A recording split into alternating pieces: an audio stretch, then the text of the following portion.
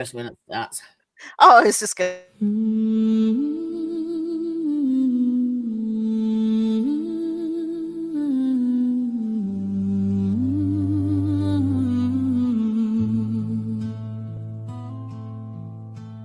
Mongoose whisper through the trees, cold winds carrying their pleas. Lives ended, stories untold, a heart of stone, a grip gone cold.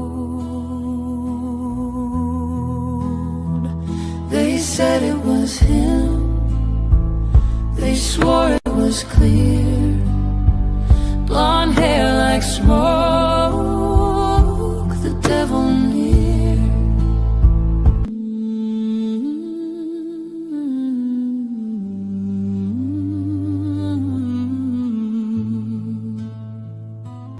They said it was him, they swore it was clear, blonde hair like smoke, the devil near, a heart of stone, a grip gone cold.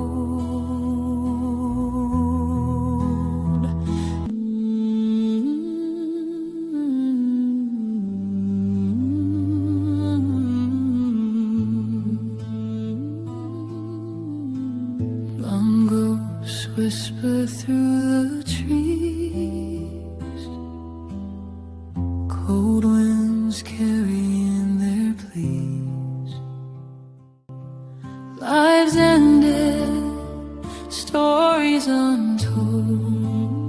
They said it was him, they swore it was clear, blonde hair like smoke, the devil near.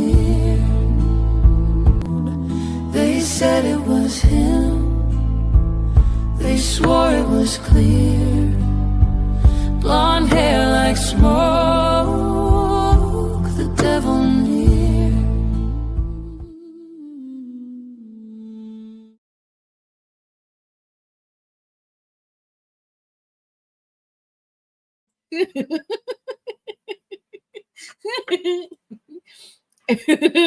Where are we? Come back. Hello. Good morning. What have you done to me? I'm laughing at my disclaimer. Did you read it? Yes, I did. I'm up for lots of opinions. If you want. Apparently, my dog's giving opinions as well in the background. So, hope you're up for his too.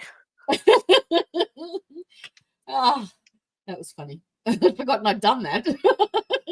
Oh, right.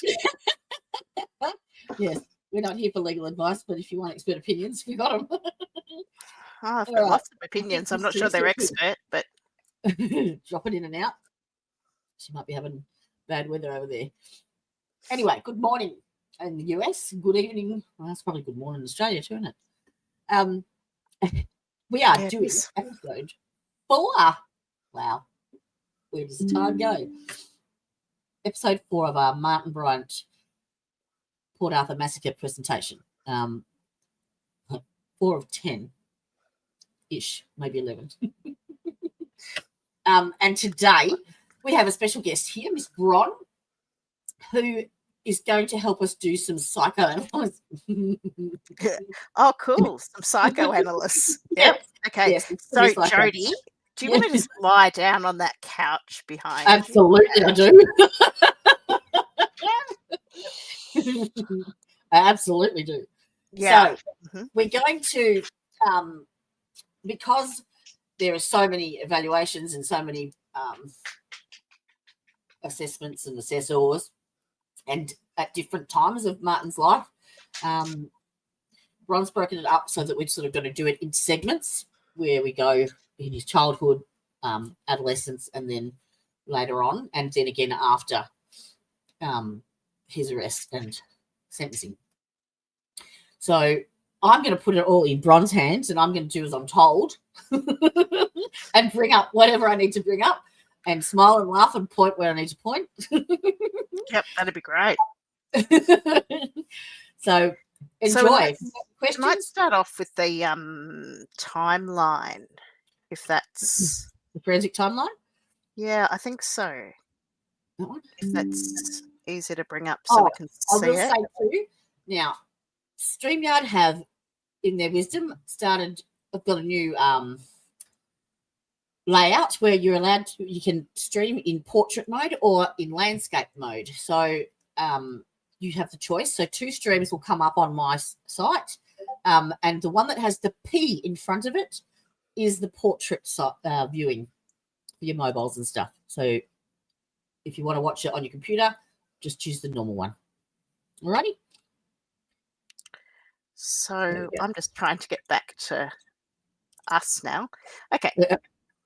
So I've got mine on a slightly different screen, but I'm making sure that I'm actually I'm not looking at the same document. So that's probably not a great thing. But So I am looking at the first part. Okay. So the first part, actually, I can't even see that. So I am going to pull up that document. Okay. I don't think I can. Just give me 2 seconds. I can't make it any bigger. Hang on. There it is. Nope, it's called the same thing. Oh, no. Yeah, I do have it. I do have it right here. Okay, so this is all dealing with, these are all of the documents, or actually, these are all the assessment dates. So rather than looking at the different assessors or the different reports that we've got, these are all the dates that Martin Bryant was assessed. So the actual event date was 28th or 29th. Just remind me. Of April. 29th, I think. Actually, sorry, it was the 28th into the 29th, wasn't it? Yes, the Seascape overnight, yes. So Martin Bryant would have arrived at Royal Hobart Hospital on the 29th. Correct. Then you might be able to see there on the 1st of May, he had a CT scan and a neurological assessment. So by neurological assessment, we mean by a neurologist. So those are purely physical assessments. Then on the 4th of May, Professor Paul Mullen, who's a forensic psychiatrist, came up from Victoria and assessed him when he was in the Royal Hobart. I'm just doing it straight. Then on the 10th of May, we had Ian Joblin, who came for the first time. I did look up where he was from. I think I wrote it on his report. I think we'll be able to see that later. I did that. Where did it go? I have a feeling he might be from New South Wales, if I remember correctly. You asked me to do that, and I did. No, it was Ian Sale I asked you about, I think. Yes, it was. So that's a mouse, I think, of mine or something. Something's beeping at me. Sorry, I've got something beeping. That's better. Has it got bigger? Yep, I embiggened it. You should be able to read that now. Okay, great. I'll come back to there. Perfect. Okay, yep. You've got, yep. All right. So excuse me one moment. I'm just going to try to quieten my dog. Just a minute. You can keep reading down them if you like. So, Just doing a quick overview. Yep. So the first one, the 1st of May 1996, was just straight after he was brought in from Seascape, and he was admitted to Royal Hobart Hospital with 3rd-degree burns to his back, and quite a substantial area as well. And so he was brought in heavily armed, heavily guarded, basically, with the special ops, and he was put into they sort of emptied out the old burns unit ward and isolated him in there because there were all of the actual victims from the massacre that were actually being treated at the same hospital, and they didn't want A to meet B, basically. So they had him heavily guarded in the burns unit. And so this would have happened. This would have come in straight from Seascape. And then he was actually the police tried to interview him that same day, but he wasn't coherent enough, so they came back to the bedside next day. But then it looks like there's been 3 days then since that seascape incident where he was seen by Professor Mullen, and he is the forensic psychiatrist. He's a pompous git, if you ask me, but anyway, it's my opinion. He's I mean, don't like him. Part of the reason he gives that air is because he has a British accent as well. So he speaks that posh British accent. It's not like it's a very posh accent, yes, and I find that accentuates what is actually quite a dismissive attitude generally. It's the way he speaks to staff as well. It's the way he addresses everyone, actually, Really? even his contemporaries. It's just, I think it is just a manner of speaking, but it's very off-putting. And it's amazing what people of who have a certain authority can get away with, because people don't call them to account for it. You know, they don't get pulled up for it. So, but I certainly think his accent actually accentuates it. For sure. So anyway, Professor Mullen would have been called in because he's always called in with big incidents like this. Is he based in Tasmania, or is he? No, he was Victoria. So at this point he would have been the director of Victorian Forensic Care. So Victorian, I'll think of it. Victorian Institute of it's gee. I can't even remember where I used to work. I mean, I know the name of it. Well, you used to work with him, did you?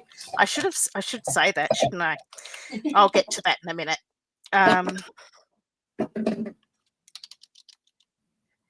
It was called Forensic Care, but it changed its name.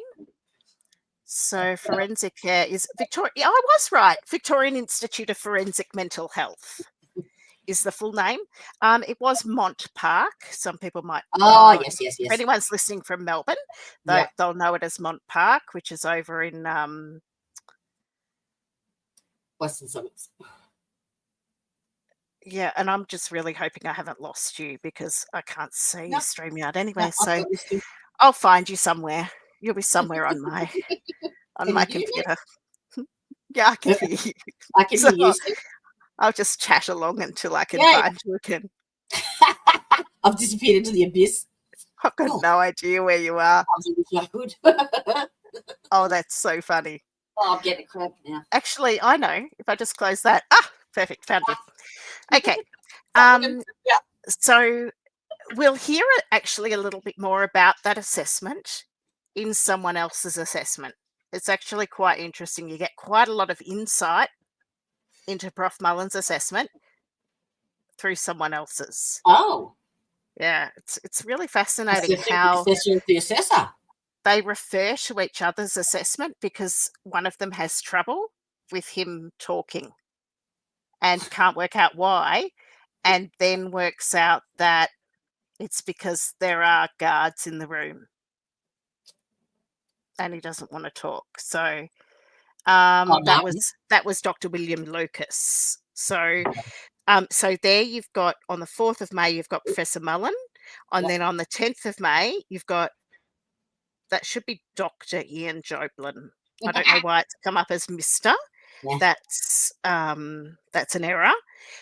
He's got a doctorate. He's got a doctorate in forensic psychology, though. Did you say that was an error? Oh gosh, that's loud. Yeah, that was my error too. Thanks. So he did heaps and heaps of different neuropsych testing. He also came up with some really interesting theories about whether, do you remember he had a car accident? Martin had a car accident. Oh, yes, with Helen. Yeah. He thinks that maybe he had some left hemisphere brain damage as a result of that car accident. He had neck injury, didn't he? Back. And back injury. About 7 months, or is that right? Several Long- months. And, I would love to see any nursing notes or basically any notes from that time, Yep. because in my opinion, those notes would be the most valuable of Correct. anything, I have because a that was nurse's name. pardon? I have the name of one of the nurses. That Right. I am going to contact who worked.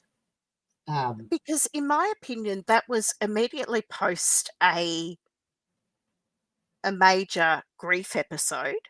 Like, he lost. How long between losing his dad and this? I'm not sure. We'll be able to see in one of the reports, because they've got those 2 dates. But he just lost a very close friend. He just had a traumatic accident, and he'd lost pets as well.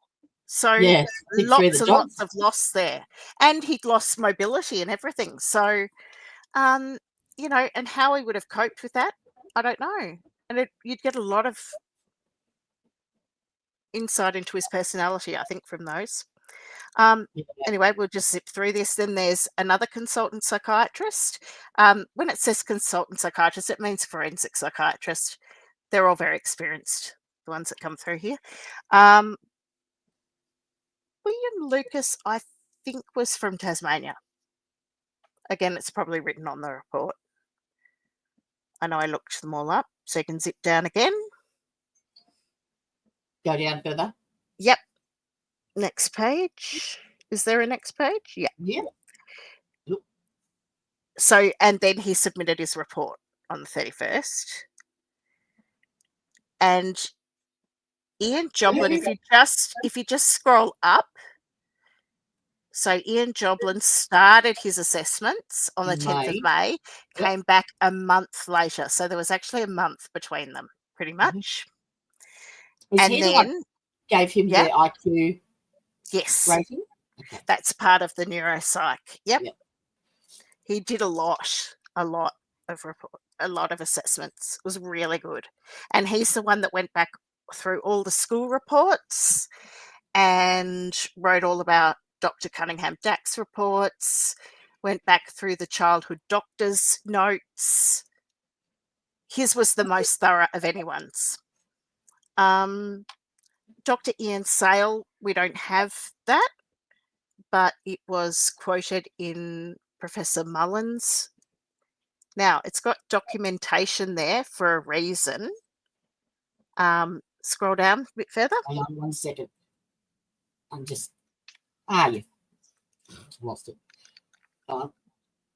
And then you'll see 12th of November, so just before he was his final hearing and sentencing, Professor Mullen put his report in. So there's an enormous gap between when Professor Mullen did his assessment in May and when that final report is, but there is a report in the middle, and I'll show you where.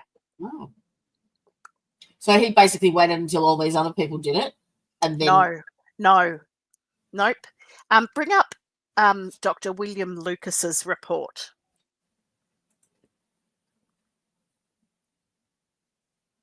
Can you zoom that in at all? No, so we can read it. Hang on. No, I can, but that one is just the PDF, so I can't zoom that. But if I go into a shared screen, I can. So I'll go in and find it. Yeah, go in that way. Yeah. Psych 2, William Lucas. Yeah. Then and get rid of you. And thanks. That's all right, isn't it? Zoom. Lovely. So we can see there immediately that it's to David Gunson. So it's in David Gunson's time. That he was written to on the 6th of May. And you can see there what he's being asked to do. So he was being asked to do a psychic. His first attorney that asked for William Lucas's report. Correct. Yep. So his first attorneys have asked for all of these reports. Yeah, that's after Paul Mullen did his. Oh, sorry. No, I'm looking at 7th of May. Sorry. Yep. So Normal. just let me read this. Yep. And you'll get the timing of it.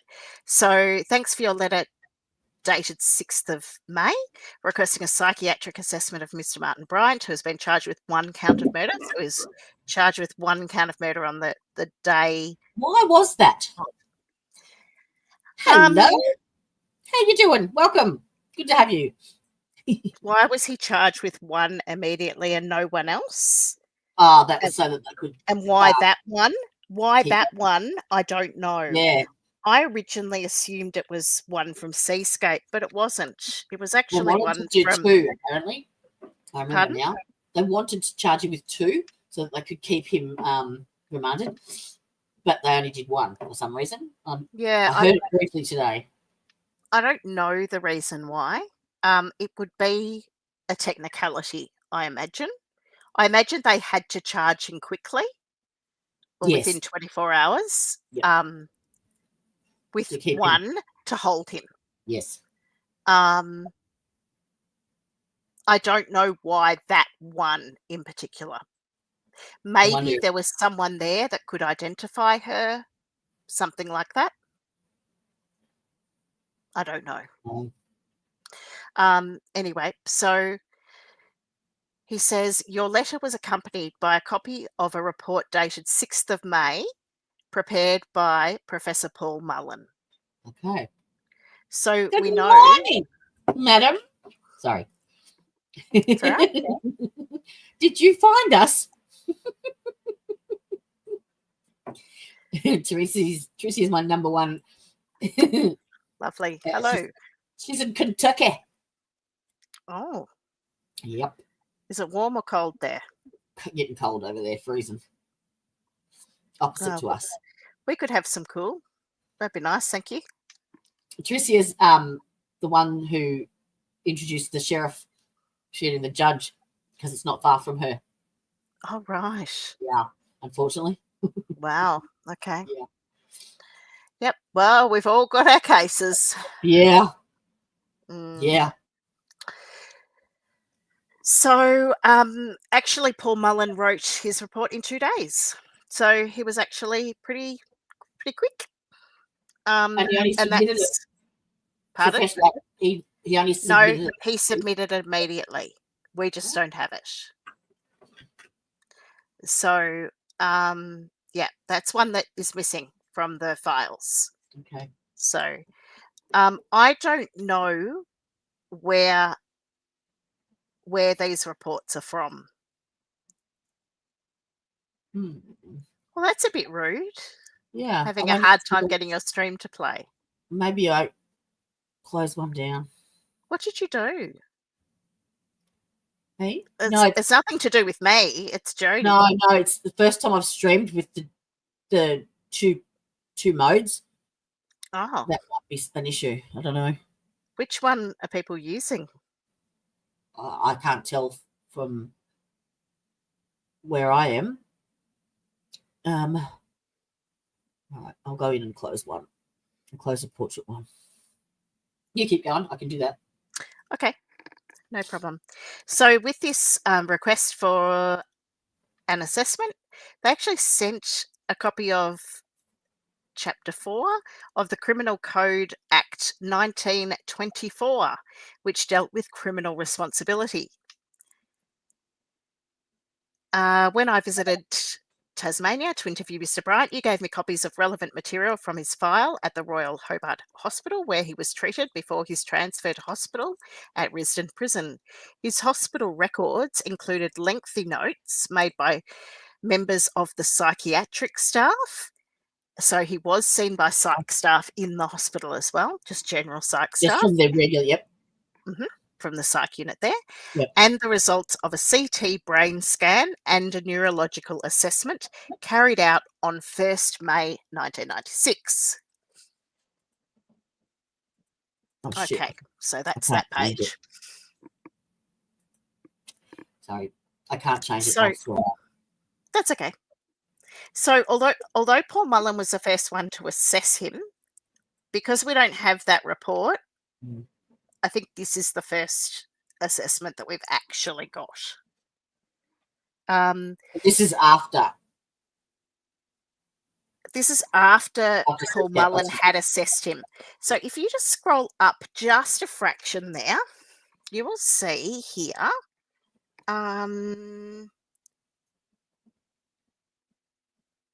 Okay, no, I'm sorry. He'd actually already been assessed by Ian Joblin at this stage. I understand that he had been assessed by Ian Joblin, so maybe he'd done his first one. At the time of writing this report, I do not know the results of Mr. Joblin's assessments, and they were getting the school reports. Now, Mr. Joblin had the school reports to write his, so, but I don't see those really reflected here. So I'm not sure if he actually wrote them. So the next part is probably the most significant in terms of justice, in my opinion. Scroll back a little. Yeah, there. So on 12th of May, I went to Risdon Prison. So he'd been moved from the hospital to the prison hospital. So although people like at the prison hospital, it's a hospital. Yeah. Oh, well, I mean, I guess if I had to classify it, it's a little bit more like a medical center, or if you've ever seen like those shows where you see the prison hospitals, that's what it's like. They're almost like cubicles, I guess a bit like an emergency department. So they're more like cubicles rather than like you don't have your own room or anything like that. It's like cubicles with curtains down them, that sort of thing. That's all right, as long as they're getting the care, though. Oh, 24-hour nurse. Yeah, always. And more than one nurse on it all the time, and guards in there as well. Often it's a place where people are when they need extra support, as well as if they're not well. But not when they're mentally ill. So when they're mentally ill, they will get other treatment. But yeah, there's just a bit of a fine line there. But if they just need extra support and care, that's where they'll be. Yep. As well. So it's kind of a bit of a gentler place. Generally, though, hang on to your hat here. But wait, there's more. Oh, yeah. So I went to Risdon Prison and interviewed Mr. Bryant in the hospital. The interview was for approximately 2 hours, which is standard.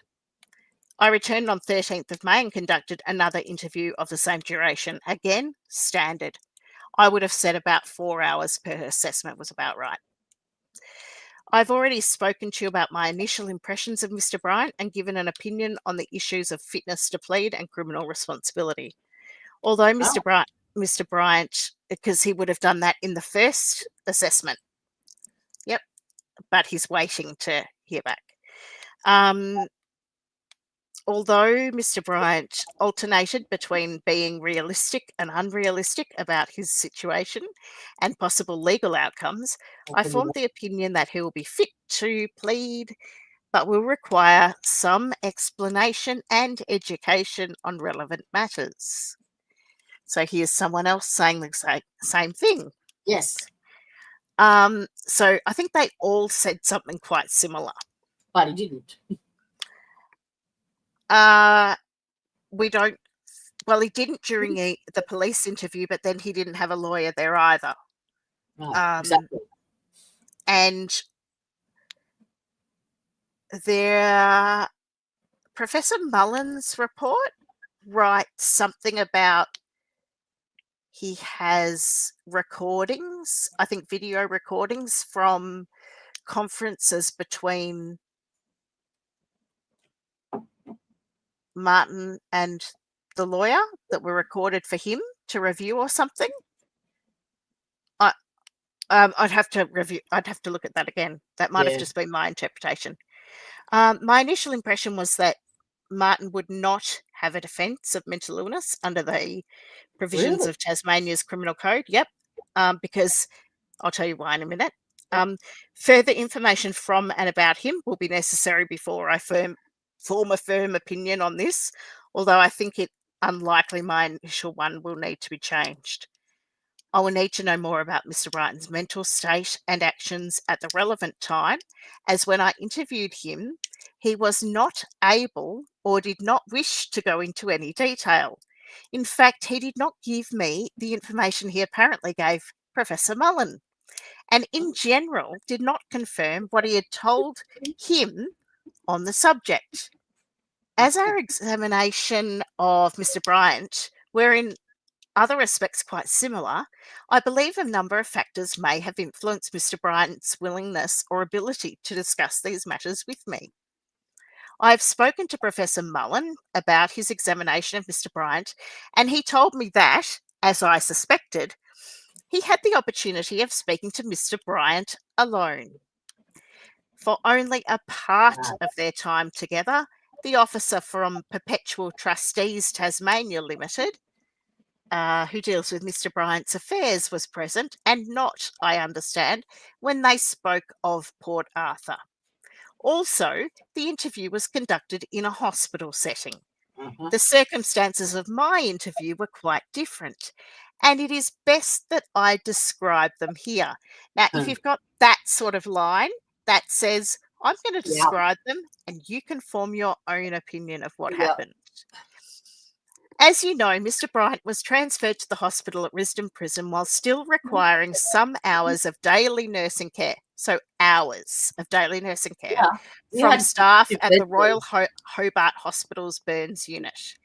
It seems that transfer from the Royal Hobart Hospital involved negotiating certain security arrangements which, to my observation, were very strict.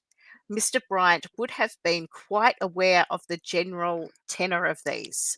One requirement in operation at the time of my visit was that at all times a prison officer had to be present in the room where he lay handcuffed to his hospital bed. For my interviews, one hand was released so that he could move more comfortably and have a drink. You just scroll past it. I can't read that bit. Have a drink, something. Have a drink when he required one. Although we spoke quietly, our conversation could in large part be overheard, and at times the prison officer was not far from his bed. Also, at one stage during our discussion of Port Arthur, I turned and noted a second prison officer in the room.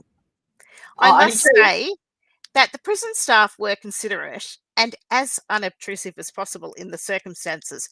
However, it must be granted that most people in Mr. Bryant's situation or anything like it would be reluctant to discuss what they had done in front of third parties not directly involved in assisting them with their defence. Do you know how to take this off full screen again so I can see the drive or not? See the bottom right? There's that square. Is that it?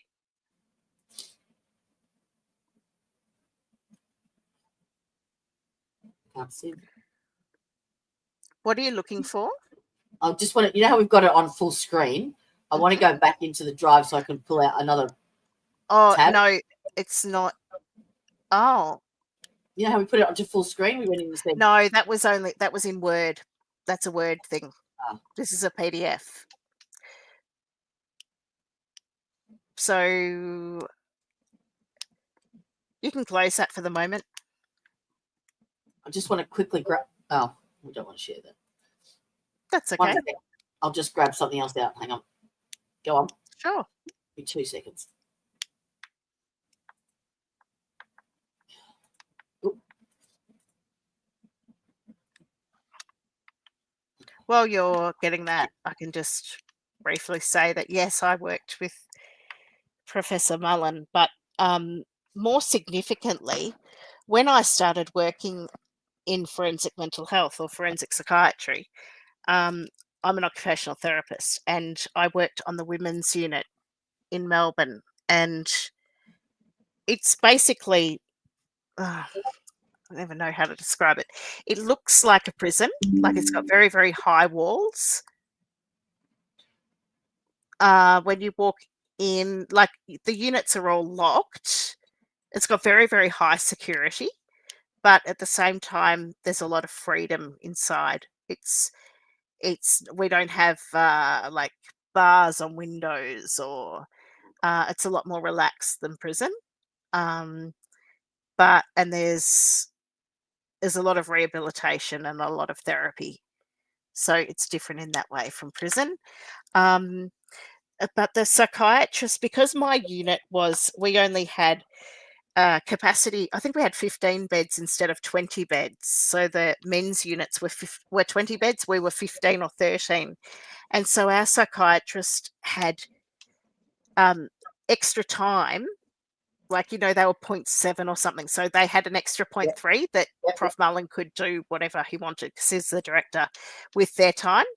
And at that time, I have to tell you about it sometime, Jody. There was a big problem with forensic mental health in Tasmania. And basically they sacked the one forensic psychiatrist that there was. Oh. And so there was no one in charge of forensic psychiatry in Tasmania. So Victoria took over the running of I've just lost the name of it. I don't know why. I lost it earlier too. I looked it up and then I lost it again. It's a 2-pronged name. I remember you saying that.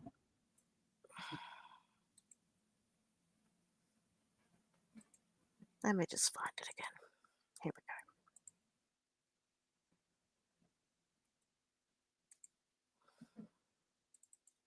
It's called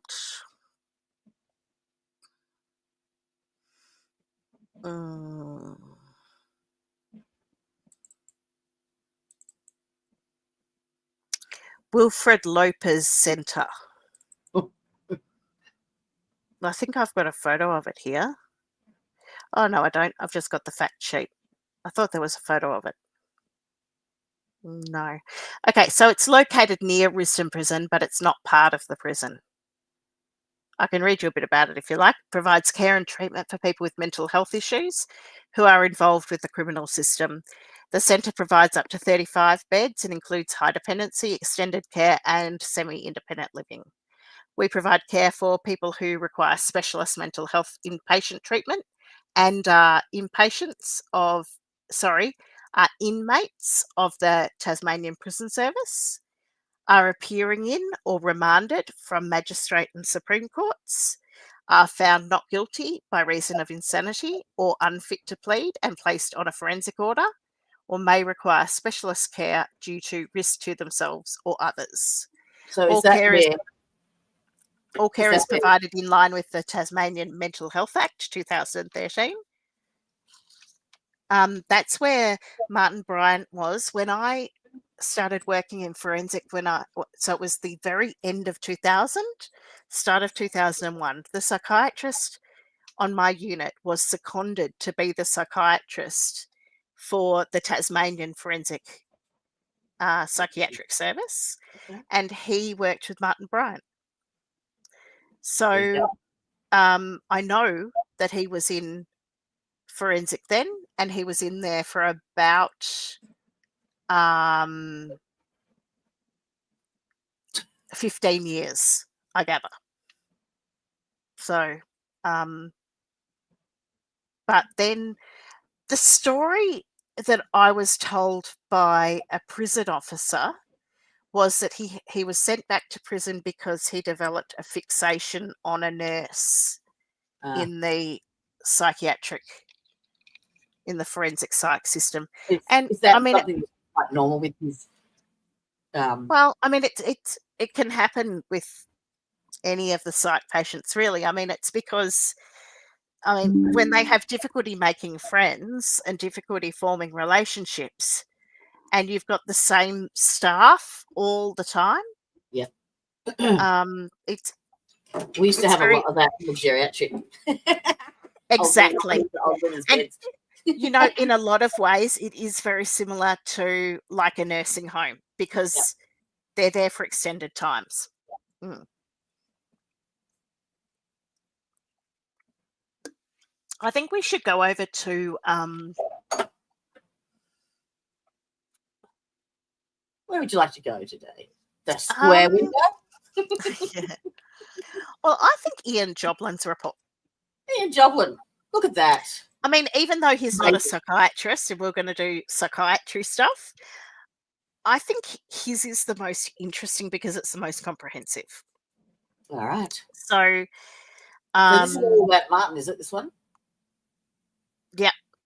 All right. So where we going? Ian Joblin. So this is one that I have retyped. So the version that is on the screen now is a retyped version. Mm-hmm. So that's in full screen, isn't it? Yep. Yeah. So anything you see highlighted, that's my highlighting. So I'll try, actually, I might bring that up to, then I can just follow along here. 43, far out. It's a very big report. It's really well written though, so it's very easy to read. And there are big bunches where he doesn't, like where, you know, you can skip over it. Okay. But the good thing is that he's got all of the information here, like the dates of birth and that, like, you know, so his father's date of death is right there. So 14th of August, 1993. So it's 3 years. Is when his dad died. Mm. And he was found in someone's dam? Yeah. The dam on their property. Oh, and Martin's he inherited from Helen, yes. Wasn't it? No, I think it was their property at near Port Arthur, wasn't it? I can't remember. I've read so many reports and so many. I'm sorry. Yeah, I know it was in. Yeah, I'm sorry. I can't recall either. I'm just going to change my view here. Oh, that won't work very well. So Lindy's 5 years younger, is she? Yes, I think so. Yeah, 5, 6 years younger even. Yeah, it'll say further in here. So, and she was in Western Australia at the time. And she's gone AWOL. You cannot find her anywhere. She's changed her name.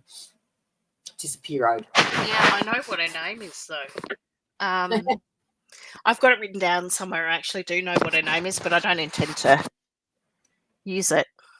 Can't even remember how I found it, but I did find it.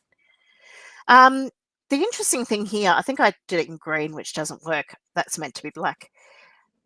So Martin's father, I said to Jodie earlier today that we need to remember when these reports were done and when these assessments were done. And so these assessments were done. These assessments were done in around, so we'll just say May, just to be really simple. So May, which was a month after the Port Arthur massacre. Yep. So if we just consider who's being assessed here, it's Martin, who's got very severe burns to his body. So he's going to be in a lot of pain and he's going to be having pain medication. He's also restrained heavily. He's under 24-hour guard. We know that the guards did not treat him well. No. He's got nursing care as well. I gather that the nurses were actually very good to him at the prison. The guards were not, at least after a few months, they were not. I don't know about the early days. They may have been not too bad while he was in the hospital section because there were other people around, but certainly after a few months they weren't great at all. But Carleen, right from the start, I think was really thrown. And I think you'll see by this report that she was thinking back. I mean, if I was to read into this, I'd be saying she was asking herself, what can I see in his childhood that might explain what has gone wrong? Yeah. Like, how can I can't even put this together. That's what I can almost hear between the really lines. understand what mental health. She didn't understand. Well, not so much that, but more like, this is something that is so huge. Why did I not see it? And so she describes things to do it. that, well, she describes things that in and of themselves, they are concerning, but they're not that concerning. Like, I mean, so I could play devil's advocate and say, actually, these things all add up. And yep, they are concerning, and they are, but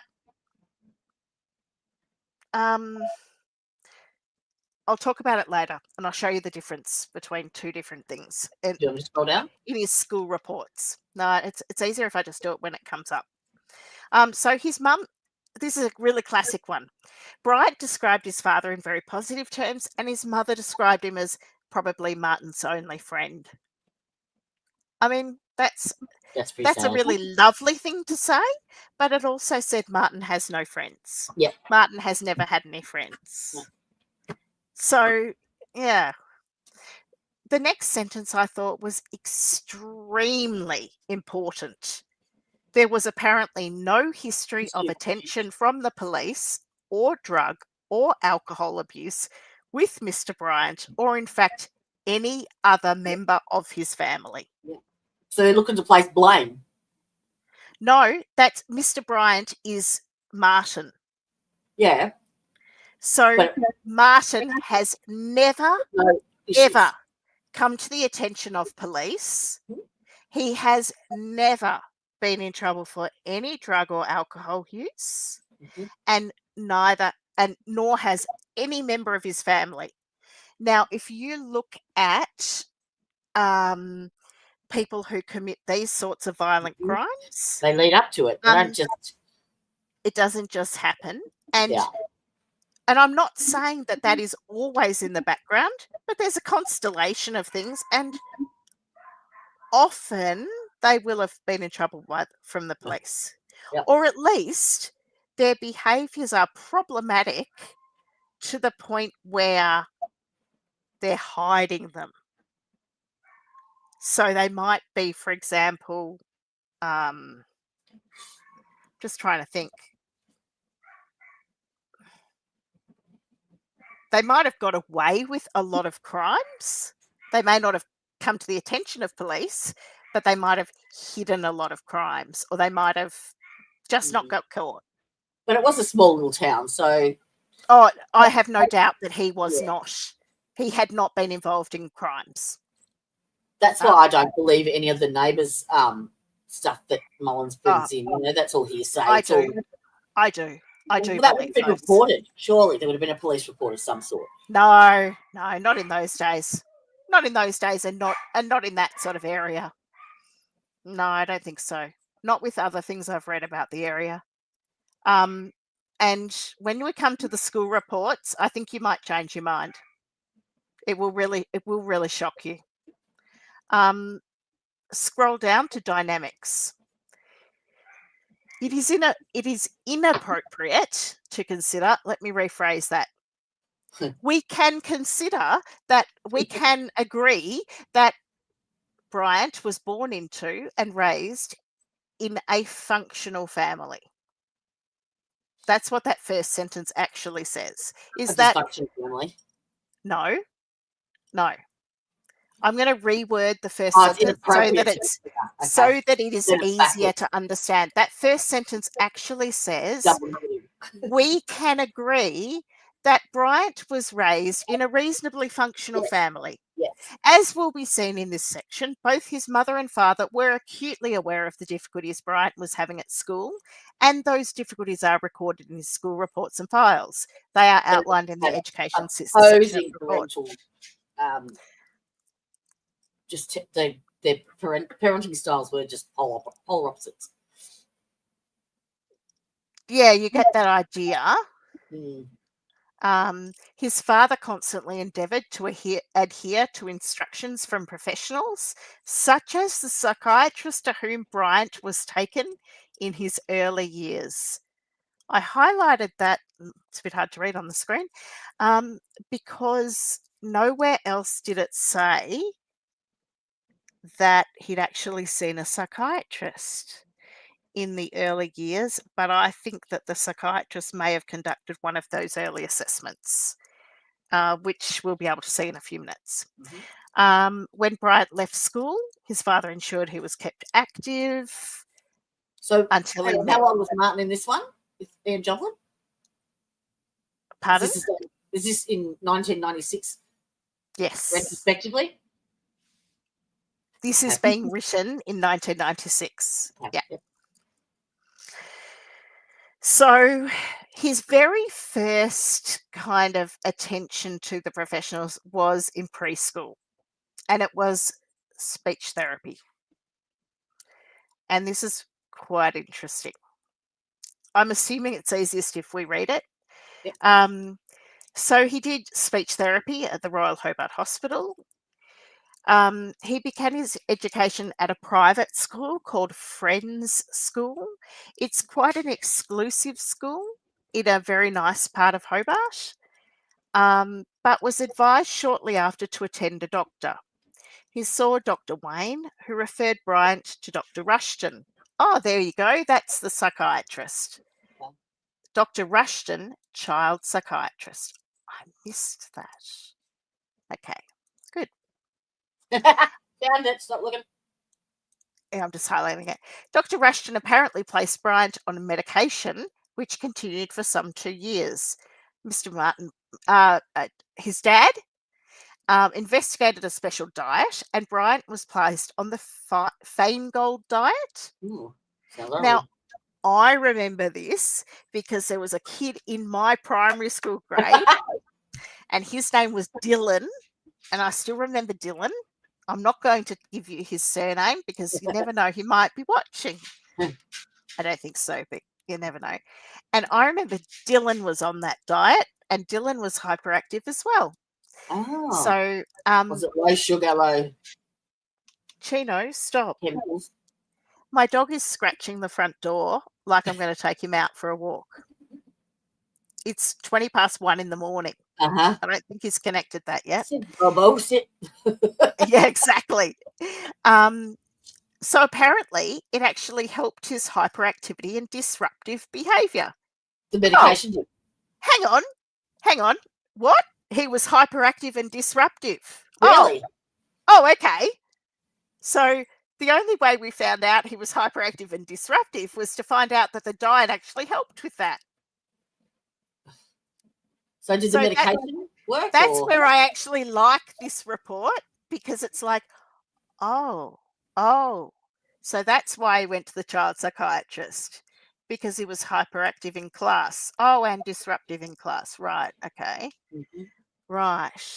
Okay. So, and his dad would take him for exercises in order to burn up some of his energy. Yep. I'd say he was really hyperactive, wouldn't you? Mm-hmm. So when he was 7, in mid-1975, the family went to England for a holiday, which was his first trip overseas. Then they bought the shack near Port Arthur.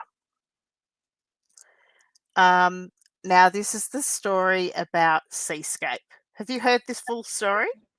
I've heard versions of it, and I don't know what one to believe. Okay. So.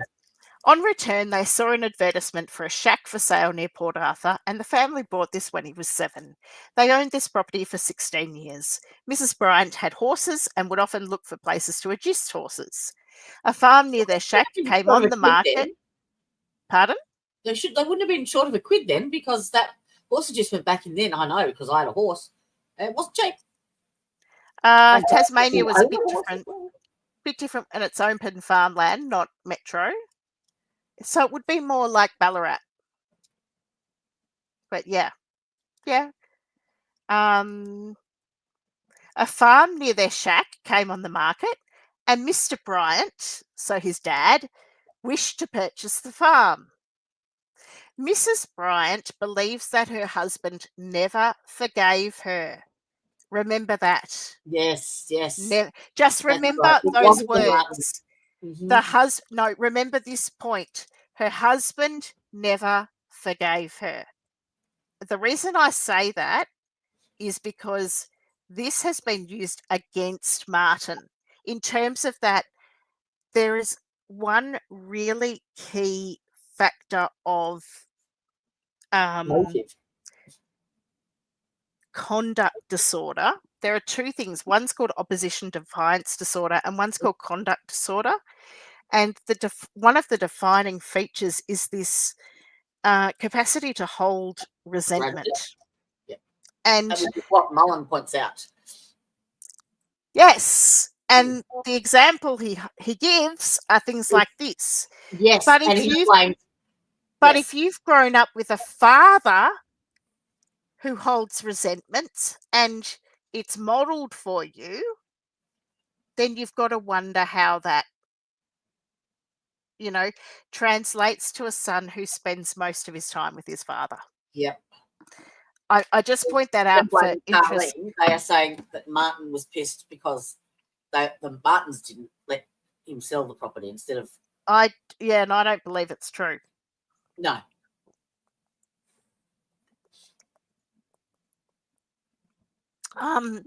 Sorry, husband never forgave her for not letting him buy the farm, which she described as a beautiful place. That farm was eventually bought by the Martins. So it's not Bryant. Seascape. Yes, it is. The Martins were it was Seascape. Yes. Yeah, the Martins were Seascape. I'm getting confused now. It's Sally and David. Yes. The Martins. Sally Yes. and David Martin. I know. And David Martin and Martin Bryant used to play together. Right. The son. Yep. Mr. Bryant repeatedly told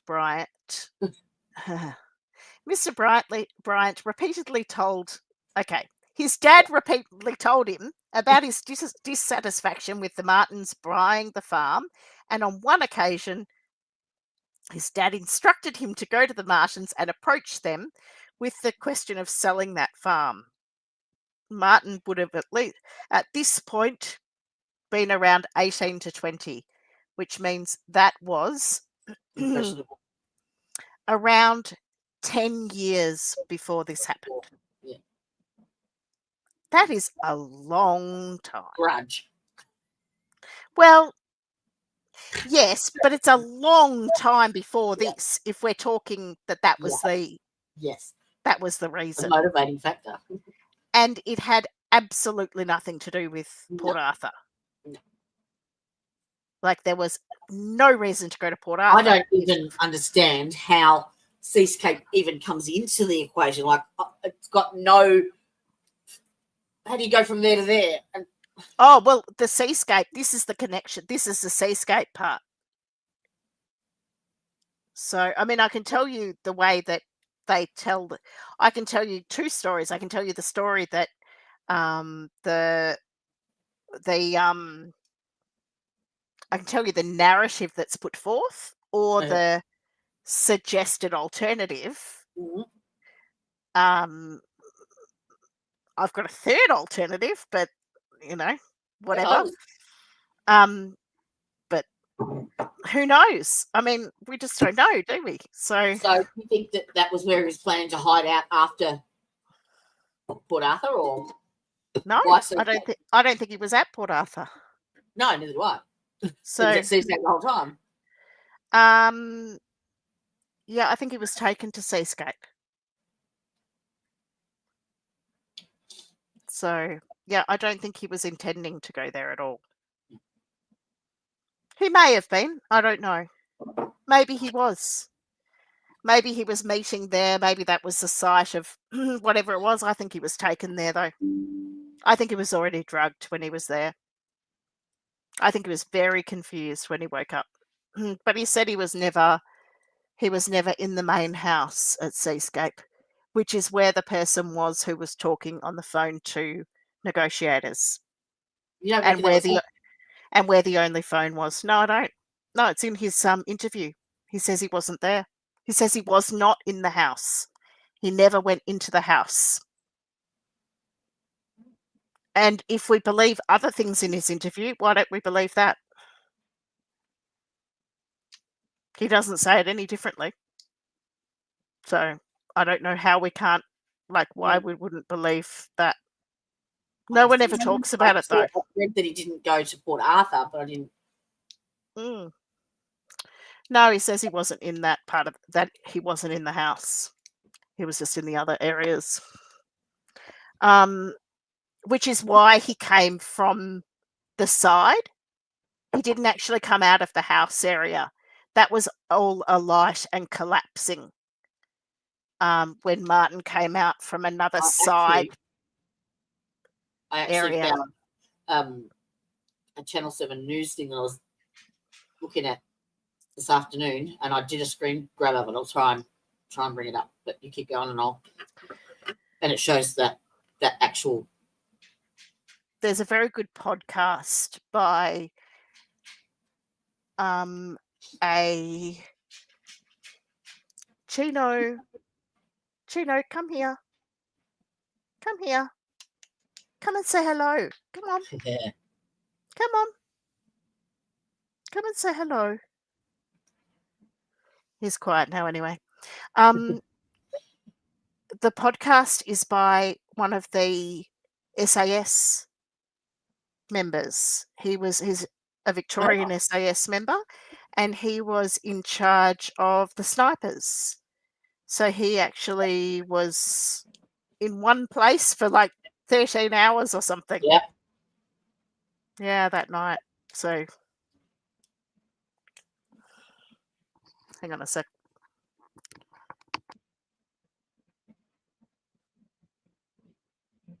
Good boy. Come up here. Come up here. Come on. Jump up. Come on. Oh, come here.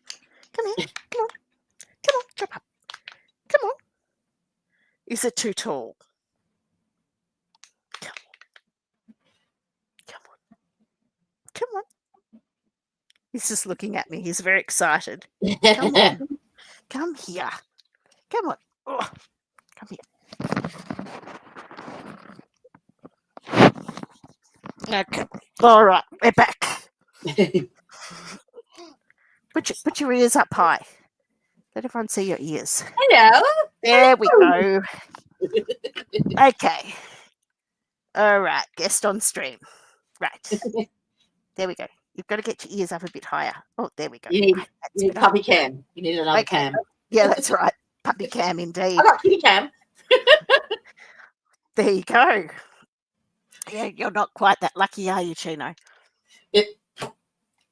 Where's my mouse gone? The funny thing was that I got to the kitty cam because whilst I was on the stream, these cats would be running backwards and forwards across my desk, and all you could see was their tail going, whoop. Oh my gosh. Now, the interesting thing here is that it is said here that when Martin's dad got slightly drunk, he would talk about the Martians and how upset he was that they didn't get the farm. And listen to this one. Indeed, Mrs. Bryant indicated quite strongly her disappointment that her husband would talk of such things to Martin. Ah, dear, that just made me laugh so much. Indicated quite strongly her disappointment that her husband would talk of such things. So it sounds like she was she had quite a firm way of her way. Yeah. Then Has it goes anyone ever through looked here. up any family history?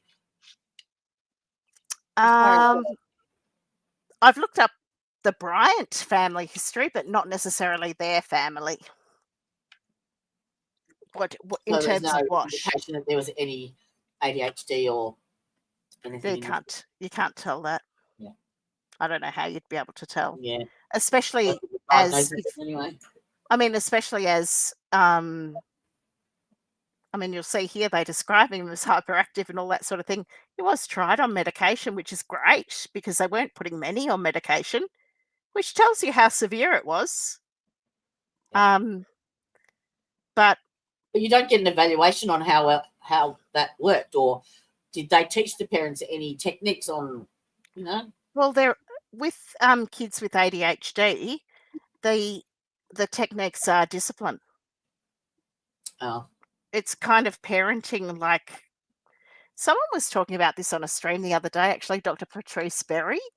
She's a really good psychologist, and she was saying this about opposition defiance disorder, actually, and how she hates diagnosing kids with it because the parents just get taught intervention skills and it doesn't actually teach anyone anything. So basically it sounds like his dad had depression and anxiety, and Martin's problems actually weighed on him very, very heavily. So, and apparently he threatened suicide a few times before he actually did commit suicide. So, well, that's sad. here we've got a note here about Dr. Cunningham Dax as well. So, because Martin left school the day before he turned 16, didn't he? Let's skip to that, actually, because that's quite important. So we'll skip over we'll skip back a few years, I guess, so if you go to page...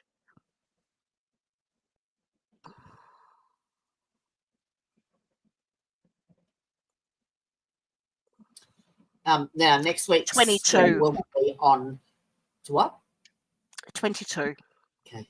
We're doing, we're following the money. Helen Harvey. Oh, okay, good. Yeah, well, that one will be good there. Yep. So 22.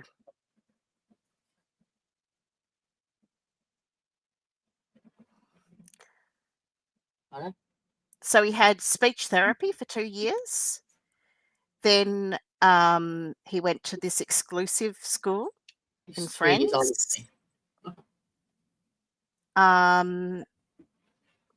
But I'm not even sure whether I think he did 1 year at Friends. I wasn't even sure whether he made it through a full year. And what's really interesting thing to me is that's a private school. And I don't know what your experience, Jodie, is. That would have cost but it's quite unusual, I would have thought, for a private school to say this is not an appropriate education and that he be sent to the local primary school. I mean, that doesn't... But now... How bad his behaviour was. I was just going to say, so because... They can. Because, okay, so when you say it's not an appropriate education, you go, that sounds unusual. Then you keep reading and it says his academic progress was extremely slow. And you go, well, why couldn't they help him? Because that would affect okay, so let's keep reading. Yes. Then it says, however, problems continued at Newtown, and even in grade 1, he was referred to a psychiatrist. He began to see Dr. Rushton in his early years at Newtown Primary. He was diagnosed as being hyperactive with very little ability to concentrate. So I'd say he was incredibly disruptive of Friends, and they did not want him there. I went to a private school, and if you weren't getting a certain percentage by year 10, out, mate, because that affected their percentage. This is prep. And if you saw the kids' uniform at Friends, you would laugh. How you doing? Welcome. My dad's son went to Friends. So I know what the uniform looks like because I used to tease David about it. So I went to a Catholic school, it didn't work. Yeah. You know, that it's the school where the little preppies even wear a blazer and cap. It's quite a uniform. So I'm getting there, Jen. I'm getting there. You know. all right.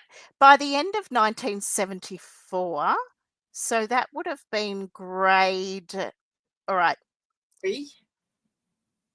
it was 3 or 4 is 71, 72, 73, 70. So 74. So by the end of grade 1, which was 1974, it was realised his behaviour was sufficiently disruptive for placement at the Hobart Assessment Centre in 1975. So that was grade 2. Thus, he spent the first term of the school year at that centre. Seems he remained for a protracted stay as his parents went to England. So it was a like a boarding school. Yeah, I guess. I worked for a little while at the Austin Adolescent School, which was for kids with mental health issues. It was a At the great Austin school. Hospital here. Yeah, it was fantastic. We used to take them away rock climbing and stuff. It was great. I hated my psych placements. I hated them. But God, grade 2. Can you imagine? Like, where would they have lived? I mean, it makes me actually a bit, like, I just know of so many horrible, horrible stories about that era and live in residential facilities.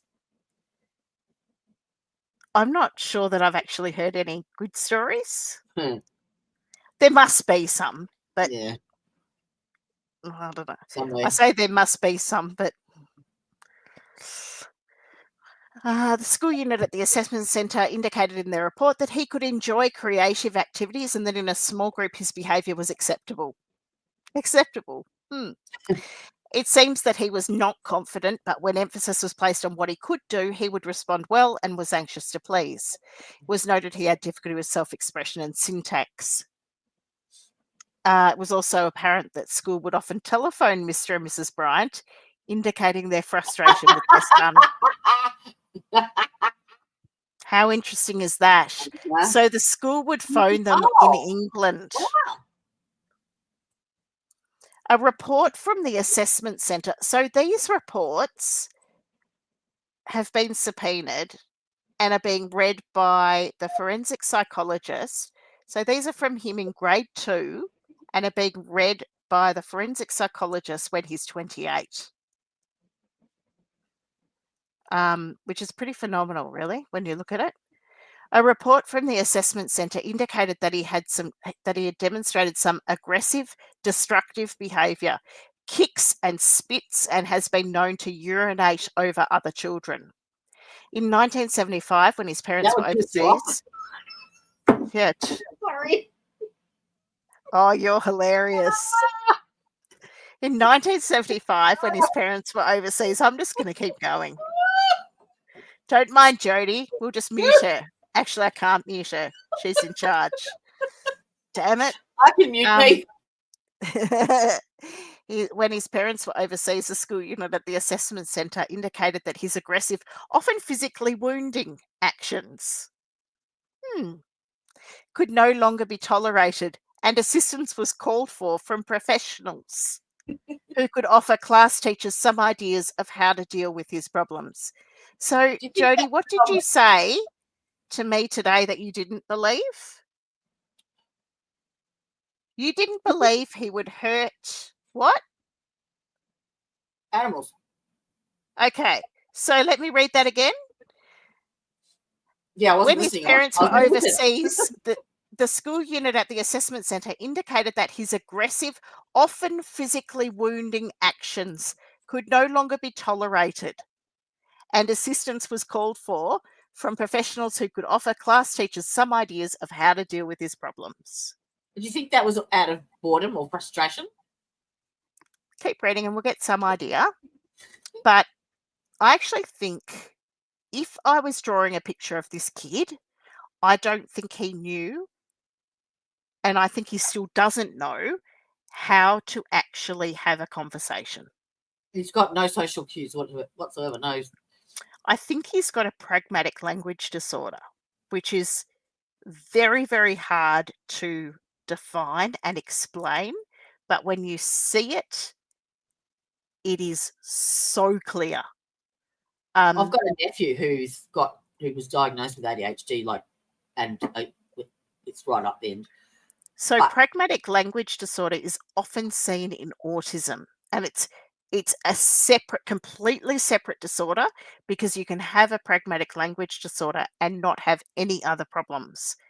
But it is so disabling because you look completely normal. You can even have a normal IQ, but you will do so badly in anything that requires you to interact with people, anything.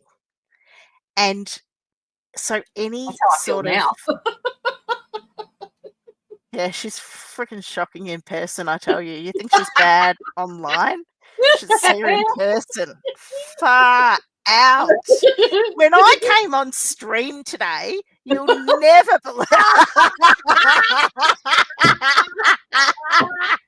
Yes, I forgot to close my camera and microphone, and I was sitting here and I was adjusting the camera, and so I had to get up and go to the background. So I was bent over the background trying to set up the lights. So you see my butt crack.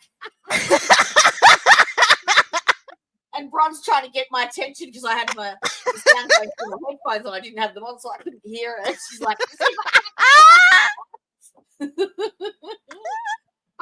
I was like, yeah, I'm like a mullet. I'm like your YouTube mullet. I'm like business on the top. oh dear. Oh, look, they're used to it now. Fuck. Oh my God, it was so funny. Oh, jeez.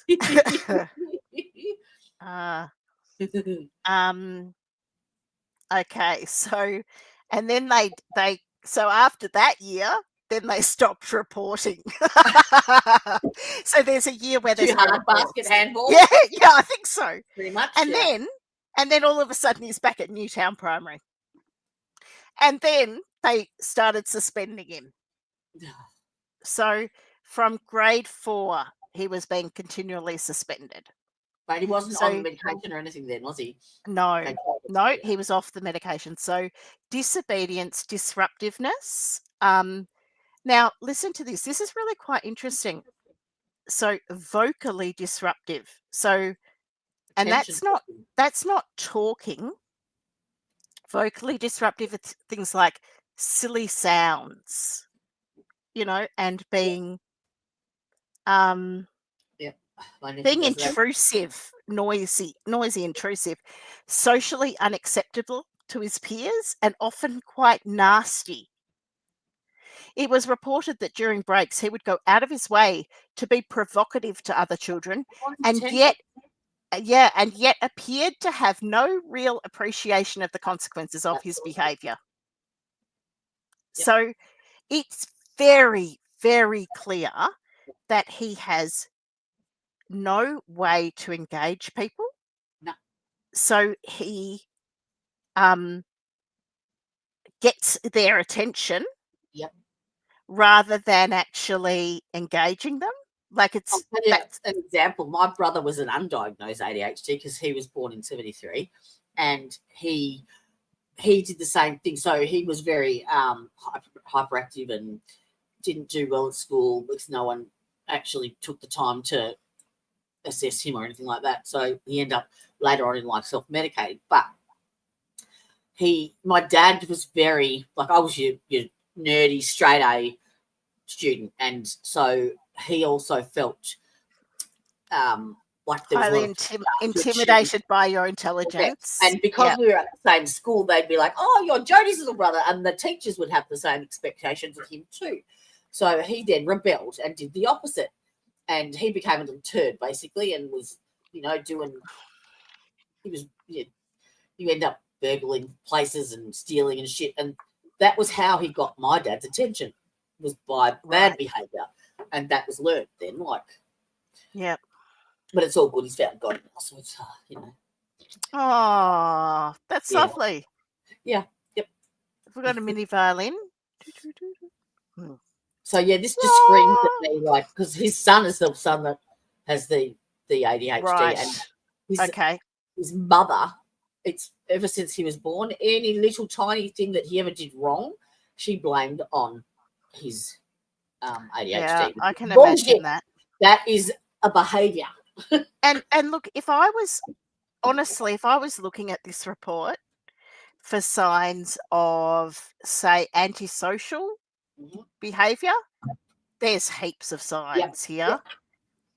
But the thing about, and you'll notice that none of the forensic psychiatrists name antisocial personality disorder. None of them. No. And the reason Personality is disorder, but that it's not there. Yeah. And there was no plan. There was nothing to guide people either. Like, well, it's give it a diagnosis, but I mean, I think there's this diagnosis called conduct disorder. And that's, I mean, it's pretty much exactly what it sounds like. It's like when a child just is really poorly behaved. I mean, I'll just say it like it is. I mean, they just little turds. They don't know how to behave. Like, that's what it looks like. It's a lot more complex than that, but just at its really fundamental level. I'm not trained in child and adolescent psychology or psychiatry, and that's very firmly in child and adolescent area. It's a diagnosis that's only made up until 18. If you step down from that, there's a diagnosis called opposition defiance disorder. I've heard that, yeah. And if you ask me what it's called, I'll always say oppositional defiance disorder because it doesn't sound right if I say opposition defiance disorder, but it's opposition defiance disorder. I don't know why, it's a stupid name. It should be oppositional defiance disorder. And that is, I think actually somewhere in my notes I had somewhere, I might be able to tell you what the difference is. But conduct disorder, if someone is diagnosed with conduct disorder, they're really highly likely to go on to have antisocial personality disorder. But if someone is diagnosed with conduct disorder, they have almost always been diagnosed with opposition defiance disorder before it. They go hand in hand. So it goes, no, before. So it goes opposition defiance disorder, gets worse, conduct disorder, and then that is like the childhood version of antisocial personality disorder. And antisocial personality disorder is, it's not, antisocial personality disorder is, I think of one particular patient I worked with when I was about 22. So just a few years ago. 5, 6, maybe a bit more. Jodie's not even laughing. She thinks that it's true. Don't what you, guy? Jodie? Sorry, I was. You weren't even listening. I was. Thanks. No, I had on you. I said that when I was 22 was just a few years ago. Me too. Yeah. Yeah, that's right. Oh yeah, I have. Oh God, that's really small to read. Yeah, I've got notes here. I can summarize them and put them in the chat here. Oh, hang on. Here we go. Okay, this is my research. Is oppositional defiance disorder characteristics. So this is the lowest of the two of them. So the least. Involves a pattern of angry, irritable mood, argumentative, defiant behaviour, and vindictiveness, often directed at authoritative figures. A fatuous affect, which means that grinning, that really irritating smiling when you're telling a kid off. This term describes a superficial and often inappropriate display of emotion. It can be a way of masking true feelings or avoiding responsibility, or it can be simply, I don't get this whole emotion thing. I don't know what I'm supposed to be feeling. I'm feeling something and I've got no idea what to do. So I'll laugh. and then it becomes a habit. A child with ODD might experience a fatuous affect in situations where they are expected to show remorse or take responsibility for their actions. This could manifest as a forced smile, a lack of genuine empathy, or an attempt to minimize the severity of their behavior. It's crucial to consider the context when assessing a child's affect. A brief, superficial response might be a coping mechanism rather than a core symptom of ODD. If a child with ODD consistently displays a fatuous affect, it might indicate a lack of emotional regulation, which is often seen in ADHD and in autism, or And a deeper difficulty in understanding and responding to social cues, which is what pragmatic language disorder is. So you can see there already, if we've got ODD, we're crossing over the lines between ADHD, autism, and pragmatic language disorder. So there's 4 diagnoses there that are all crossing over each other, and Martin fits them all. And I read a really, really interesting study about mixed emotional abilities in children with oppositional defiance disorder, impairments in perspective taking and understanding mixed emotions are associated with high callous unemotional traits.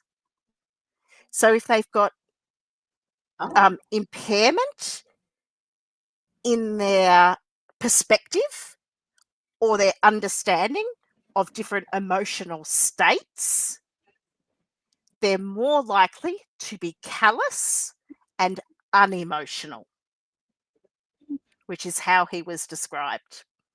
And that's a trait of opposition defiance disorder. Yeah. And So that's where again, it comes in when he was not particularly well. so they when said he's that he being didn't mean, like it. yeah, when he's being mean to other children and that sort of thing. So, and it's really interesting how in his interview with the police, he laughs when they're talking about people being shot. And you think, what on earth would he laugh at that for? Yeah. But it's also a sign that, I mean, that's that real fatuous affect. He doesn't know like what to do or what emotion he should be showing. Yep. And that's a classic sign. And you wonder, well, if he's been doing that since he was young, I mean, how much must that have pissed people off? Yep. They've probably been pissing off people for a long, long time, I think. I reckon. And yet, he hasn't actually got into trouble. No. So he was a pain in the butt, but he wasn't actually. Yeah. Can I just share this? Yeah, go for it. I found I was listening to this afternoon and I clipped it because this is a news report back in when it actually happened. Where are we? Window. There. And add to stage. All right. Ready to go. Good evening. Oh, gosh. Can you hear that? You can hear it? I just remember that newscaster. Where at least 25 people have been shot dead in Australia's worst massacre. Another 26 are wounded. The government is holding police at bay. He's believed to be holding at least. I hate it when that happens. Most of the victims are reported to be tourists visiting the historic penal colony at Port Arthur. And the warning that some of the pictures in this report may be disturbing. Helicopters began ferrying the injured to Hobart from Port Arthur after a gunman opened fire there this afternoon. We've had a gunman run them off on the Port Arthur historic site. At 85 k's from Hobart. At mid-afternoon, there are at least 12 confirmed dead, if not 22. There's a further 15 injured at the moment. We have a hostage and siege situation which we're attempting to contain and control. The convict ruins are a favourite with interstate and overseas tourists. It's understood those visitors have made up the bulk of those killed or wounded. Locals near the site cringed in fear inside their shops and homes as the government opened fire. Who wants to speak out? What do you understand he may have done? Kill people. Let's Wendy Any idea Fisker. why? No idea. Any idea who he was? No idea. Not a local, I don't think. See, she knows Martin. Yes, it has been. Just sounds awful. It is awful. It's very, very awful. A few minutes ago, reports put the death toll at 25 dead. Some of those killed apparently incinerated in a car near the ruins. Another 15 people have been badly injured. It's understood the siege has now moved to a cottage on the site. Right. The young man apparently holding Okay. one, possibly more hostages. I know, Police Grumpy. the cottage I as know. special It's operations bedtime. officers continue negotiations. It's understood the gunman is a 22-year-old 22? machine gun. What sparked the massacre isn't known at this stage. Special police hotlines have been set up for people who fear. No, it wasn't that one. It was the other one. Fuck. Anyway, that was... Defends its message. Stop. I'll have to upload the other one. It was to do with... Seascape. Yeah, but it was the media straight away. Straight away. Did you Right. just bare your teeth at me? Was that a smile? Was it a smile? Right. You're going to upload it in the background? Oh, yeah, I will. Yep. So they thought he'd improved in grade 5, and then in grade 6, he'd lost interest in schoolwork completely. Yep. And then he got a burn to his leg because he set off a firework. Yep, we've all seen that video. Yep. Okay. Then, and also in 1979, so this is grade 6 as well. Aggressive physical cruelty demonstrated previously had not recurred to any great extent. So the time when he was cruel to animals was when he was quite young, but it wasn't persistent, which is also quite interesting. So you wonder whether that might have been a reaction to maybe his parents being away or something like that, Yeah. or trying to work through emotions, or don't know. His learning ability, particularly his reading, was holding him back. Again, pragmatic language disorder is classic for difficulty with reading and writing. He was often sent from the class, which didn't assist in his classroom, in his learning classroom. Classroom learning techniques, that should have been.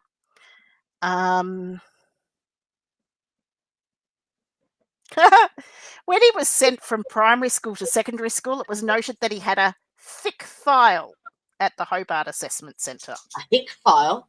A thick file, as in he'd been assessed a lot of times. Okay, so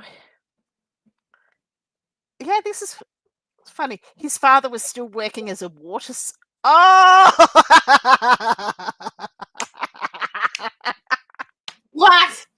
Jody, what did I tell you his father did for a job today? Water slide worker. A what? He worked in a water slide. A water.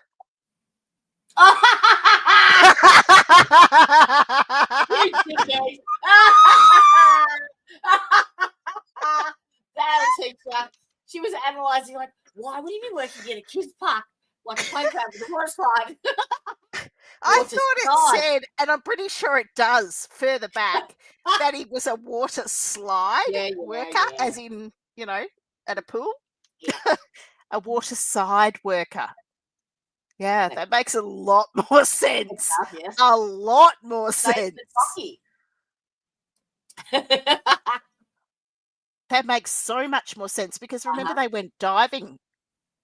Because he took So he let Martin learn how to scuba dive, and Martin actually got a lot of benefit from a and then he used to deep pressure. around his neck. That was sad. Look at that.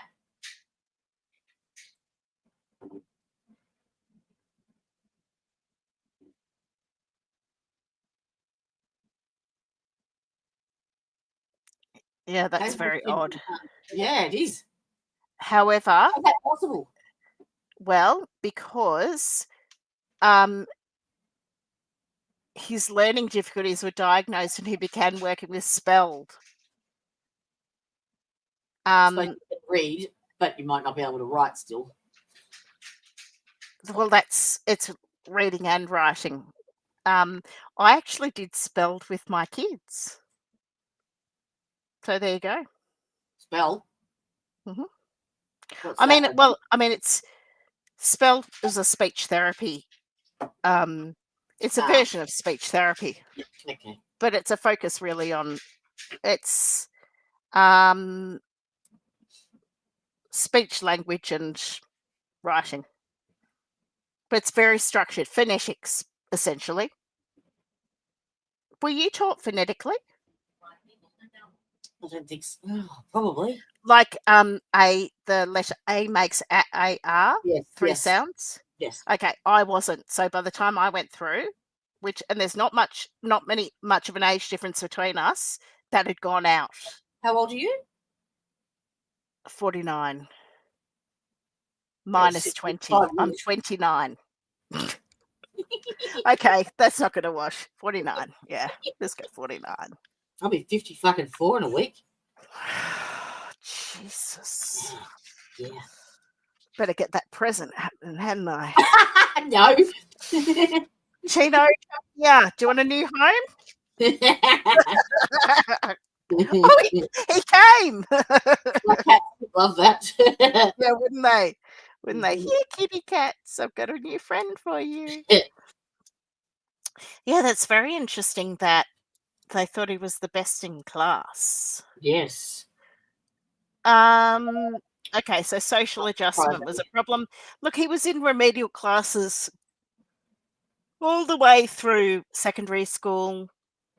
There was a disruptive influence. His social judgment was poor. He was a silly boy. Jim? I hate that. I don't like that word either, but it's very British. Yes. And it's broad. Like, can you be a little bit more fucking specific? But you know what? It actually does describe developmental delay in a social context. So, it's actually not a bad description. But it is noted that he is a silly boy during his lessons, anxious to hit other boys or just create a disturbing influence. There's just so much moral. Yeah. Interestingly, in some of the subjects, in which he had formerly had difficulties such as English, he was reported to be trying to make a better effort and his conduct had improved. And did they praise him for that? Did they? Don't know. Yeah. So, it sounds like he was trying hard. They just didn't know. His father reported to the school in mid-1981, so year 9, that he hoped Bryant was like an oak tree and matures eventually. Like a But by the end of 1981, it was reported that he did not feel obliged to follow school rules and consequently got into trouble too often. Operational defiance disorder. It's just really sad. I love these little quotes. So we've got here, his grade master indicated. Oh Grade dear. master. Yeah, I know. Oh dear, Martin does nobody a service. Martin does nobody a service. Martin does nobody a service by behaving in this manner. You pompous git. Exactly. His report in the trade subjects would have been satisfactory if he did not, quote, interfere with others in the class. This is all a quote. He had no interest in motor mechanics and refused to participate. Indeed, an interest in cars has never been a feature of his life at all. No, it's not. You didn't close your quote, Dr. Joblin. Do I have to do it for you?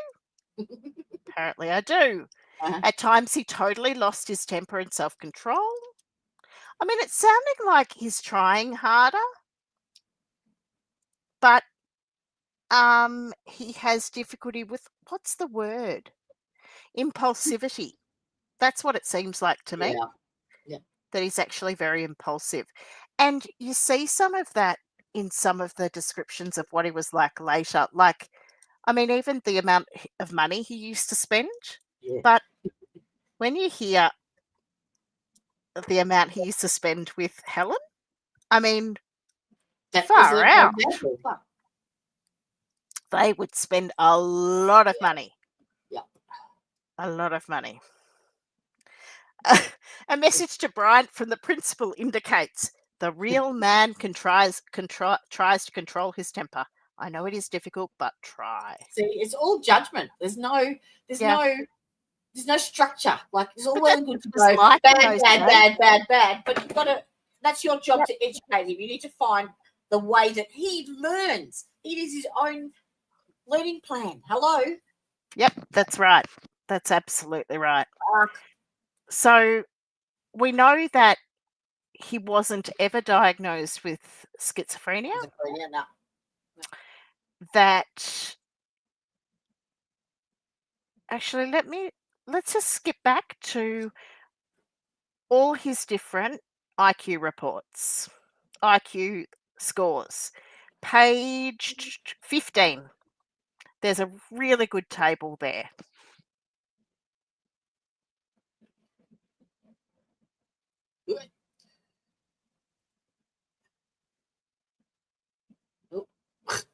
One up.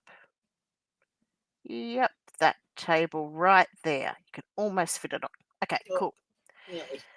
So what we're looking at here is the full scale IQ, which is the third column from the right. And the reason that percentage is highlighted. Yes. Fuck. Correct. It went down dramatically. Wow. No, you've got the wrong one highlighted. Looking at the third one from the right. Oh, it's adjustable. Look at that. So I don't know which one you were looking at. Probably verbal IQ. Yeah. Yeah. So that's where you'd start to wonder about. How do you get two different ones on the same day? Which ones? What do you mean? So he's got the score of 66 here on the 6th of the 6th, and he's got 68 here on the 6th of the 6th. I suppose it's just a matter of one question.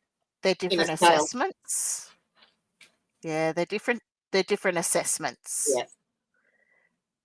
So they were all done on the same day, but they're actually different assessments. Mm. And you can see that the verbal and the performance IQ, they're different. So his verbal IQ, I'm pretty sure that is a 64. But I will double check that for you. Yes. It is? Yeah. So my screen's really difficult to see this one. I don't like it. So his verbal IQ is much lower than his performance. And that's because he was actually average at something. There was something that he came back as average in.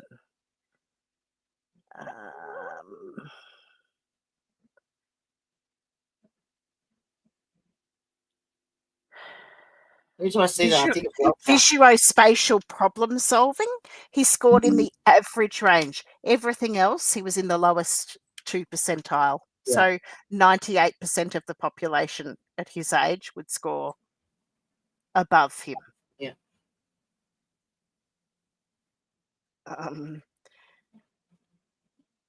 Although it had, the reason why I had the percentage highlighted there is because it had a percent sign, but usually those are not a percent. It's usually a percentile. So that's why I've written percentile there, because I've never heard it called a percent, ever. Yep. I've only ever heard it called a percentile. Well, it's just experience. But in everyday language, they're pretty similar. Like the way we would understand it, they're pretty similar. The thing I think that is really important to see on these is that they're relatively similar. Why would he go down though? Because he's not getting the one-to-one. So he's not being engaged in learning, Yep. and he's not having the stimulation Yep. in the areas that engage him. And also, that's why the neuropsych was questioning whether he'd had some sort of brain injury. In the car accident. Yeah, What that's year was what he that? That was suspected. 93, wasn't it? So Yeah, so that- it was it was only a matter of Yeah. years before. Yeah. But I don't think he'd had a CT scan beforehand. So I'm not sure if there was a comparison. And I don't think we see any results of the CT scan. I haven't found anything, and I've been I looking. know I that. go straight for the medical stuff. Oh, that's just going to be. Oh, this was really hard to search last time, I remember. I'll have a look another time, but yeah. Okay, on page 19 is a manual finger tapping test. Oh, So have a look at that. Yep, just below that. the Peabody picture. Yeah, that's a really common one. Keep going. Oh. Yep, there. Oop. Up. There. Manual finger tapping. Okay, this is a test measuring fine motor control requiring kinesthetic ability, motor speed, and visual motor coordination. Relative deficits in either hand reflect injury to the contralateral hemisphere. That Unless means you've got arthritis. crossing sides. However, bilateral deficits can indicate, meaning both sides. So if there's difficulty with both hands, can indicate injury to the left dominant hemisphere because of its control over overall coordination. Yep. And this was Martin's result. On both dominant and non-dominant hands, Bryant indicated deficits. Oh. So let's go back. Cool. Okay, so without me finishing even that sentence, let's go back to what it was testing. So we know now that he's got deficits in both the dominant and the non-dominant hand. So he's got deficits in this study, in this test, on his right and his left hand, and it was measuring, and that's hand and finger of fine motor control requiring kinesthetic ability, which is the actual movement of the body through space or through space. So the actual movement. Crash that is towards that. Yep.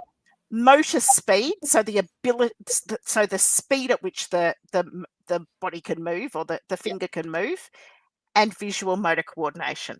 Now, what sorts of things do you need to be able to pull a trigger and shoot a gun and be accurate? Ah, boom, boom. I don't know why this wasn't used. Hello. Ah. I mean, they've pulled it out as maybe it's left hemisphere difficulties, but how the heck this wasn't used, I have no idea. And I would say, because unless this is pulled apart and explained, it is written in such a complex way. Fuck. Because it is all in medical language. What a shame. Yep. So that could have been really, really key. Wow. So it's a shame, isn't it? Yeah. I mean, but then they didn't get an opportunity to go to trial anyway, so. No, they didn't. But I mean, it is interesting to see that.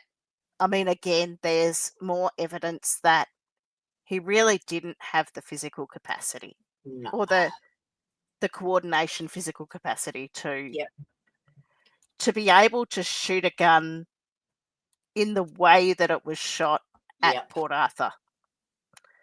The next test there just shows that he has some difficulty with writing.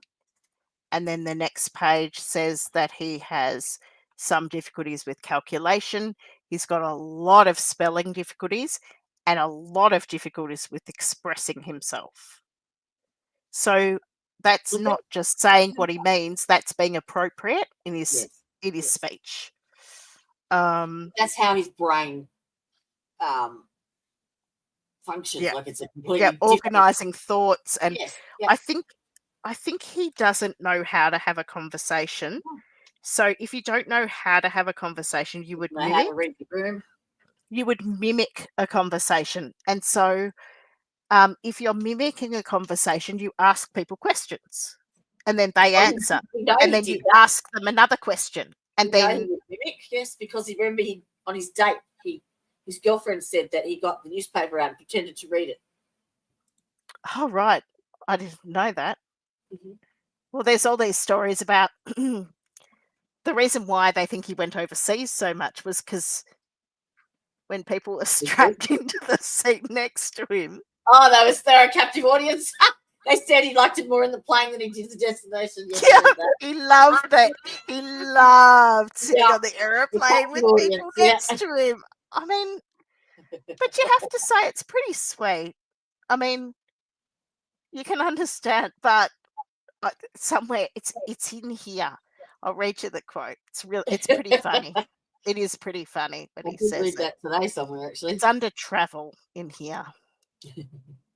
There's a little heading called travel. I'm sure it's in here. Yeah, here it is. Hang on. There is no doubt that the travel that Martin did on his own was based not on his wish to see what other countries had to offer, but more on the need to be in close proximity to other people.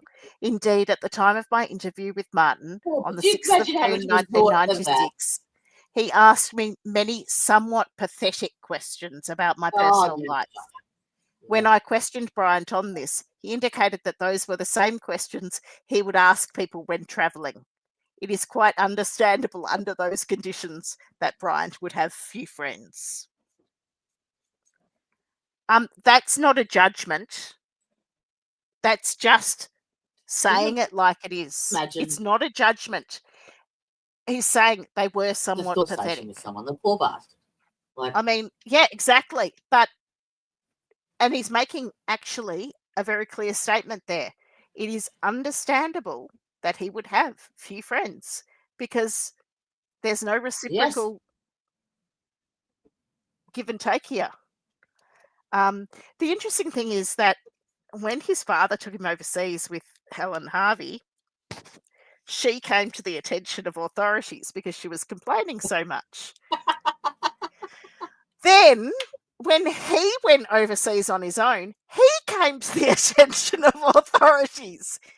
And apparently, he touched down in the US. He wasn't even allowed out of the airport. And he was sent back again. Oh, really? Yeah. It is in here. On one occasion, on a plane to Los Angeles, he apparently touched a young girl on her leg. Oh. This matter was reported, and on arrival at Los Angeles, Bryant was not allowed to stay in America. He left on the first cancelled, which was to Europe. On another occasion, which may well have been the last occasion when he travelled overseas, he had been away for 2 weeks. When he returned, he was apparently questioned in Melbourne as to the possibility of his trafficking in drugs.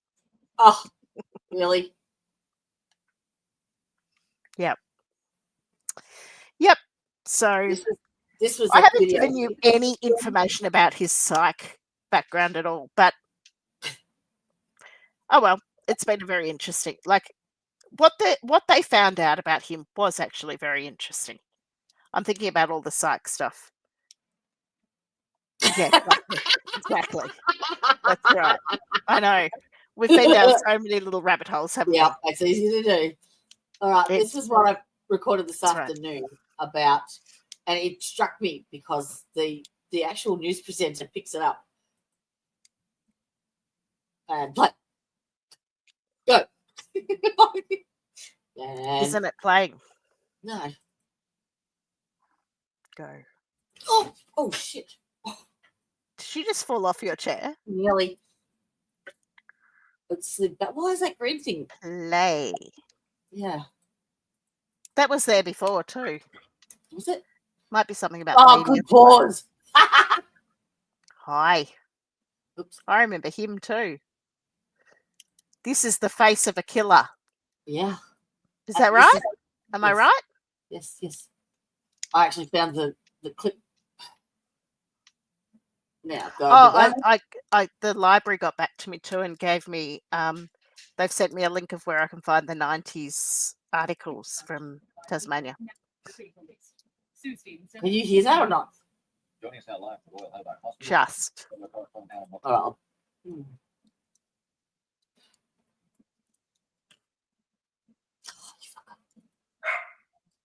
Undergoing It's not a very nice way to speak to me. And surgeons alike. Okay. Bad pause. What you gonna do? Yeah, he is being annoying. It's bad pause. Condition this morning. Oh, fuck. You do it. The fuck? It's paused. It won't let me go full screen. Hmm. Son of a mongoose. Oh, I'll just play it. Chino, shush. Serious but stable. He's been under constant watch overnight under that very tight police guard. In an isolated wing of the hospital, there have been some concern from the relatives of his alleged victims that he was in fact in the same building. The hospital management tells us he's well away from the people still in hospital after the weekend shootings, and he's been undergoing assessment from psychologists and surgeons alike. When are charges likely to be laid against him, Anna? They're called psychiatrists, by the way. Quickly because of all the publicity. They're very conscious of not jeopardising his chances of a fair trial, and that seems to be dashed already here in Hobart. The local newspaper this morning, judge and jury already making up its mind. Yep. There's nothing ambiguous about this headline or the photo. Despite attempts yesterday to cover his head when he was admitted to the hospital, identification has already become a real legal issue and is causing police a great deal of concern. Now, they hope to charge him with at least 2 of the murders today so they can have him remanded in custody and get on with the huge task of preparing a brief for all 35 murders. Now, it's likely it will be a bedside court hearing that he will not be well enough to leave the hospital to appear in the Hobart court. And what do you hear about the survivors? Well, the survivors, as that report mentioned, a lot have been released. There were 5 on the critical list. They're yet to be interviewed by police. Among those to be spoken to by detectives, those who came face to face with the alleged gunman. Yeah. We're outnumbering the survivors too. Yeah, there you go. Straight on it the next morning. You know that there were survivors that actually offered to give to actually ID him in person, and because they knew Martin Bryant. Yep, they used to go down there all the time with Helen for afternoon teas and shit. Yeah, no, not from. So his surname's Collier. I've just lost the first name. Graham Collier. Graham, that's right, Graham. Yes. So he said, I can do an ID if you like. Like, I can tell you whether the guy you've got is the guy that I saw in the cafe, or I can do a lineup if you want to organise a lineup. I'm quite happy to do that.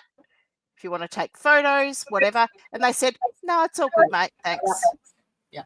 He was in hospital and he had not seen any media because he'd been unconscious. No, he'd been unconscious. But as soon as he woke up, he wanted to help because he'd lost all his family and everyone else that he was there with. So, yeah. They were certain they had the right person, whether that was intentional or. Well, apparently there's only 2 of those 180 that actually. The thing is that Petra said that the voice on the phone sounded like him. She threw him under the bus with the Prince sports bag. She threw him under the bus with a certain photo. She gave an interview to the police. She gave one media interview, and no one knows where she is now. Uh-huh. No one knew where she was from within a year. Mm-hmm. She never went to any trials. She never visited him.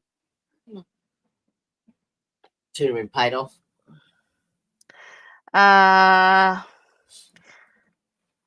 Maybe. That's not my belief, but maybe. I think she was part of it. Oh. I think she was his handler. So you mean you're going back to MK Ultra? No. No.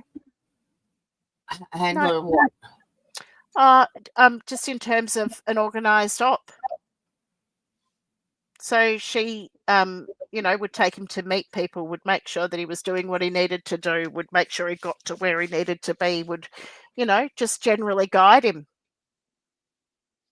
He'd be very easy to do that with, Sure. but he'd need someone to be with him. So the best way to do that would be to infiltrate his life. Yeah. I don't think it could have been done any other way. Well, that's why it gets me with, like, my theory was how he kept calling himself Jamie. And I thought, well, how easy would it be for someone to say, let's swap identities for the day, and I'll pretend to be you and you can pretend to be me. My name is Jamie and blah, blah, blah. You know what I mean? No, the theory is that they actually had a script.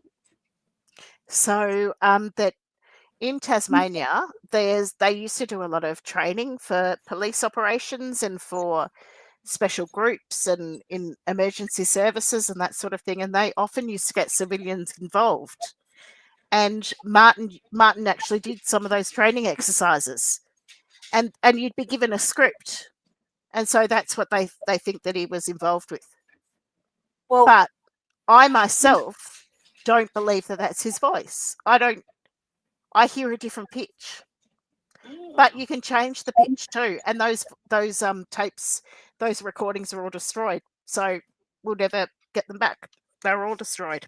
The originals are all destroyed.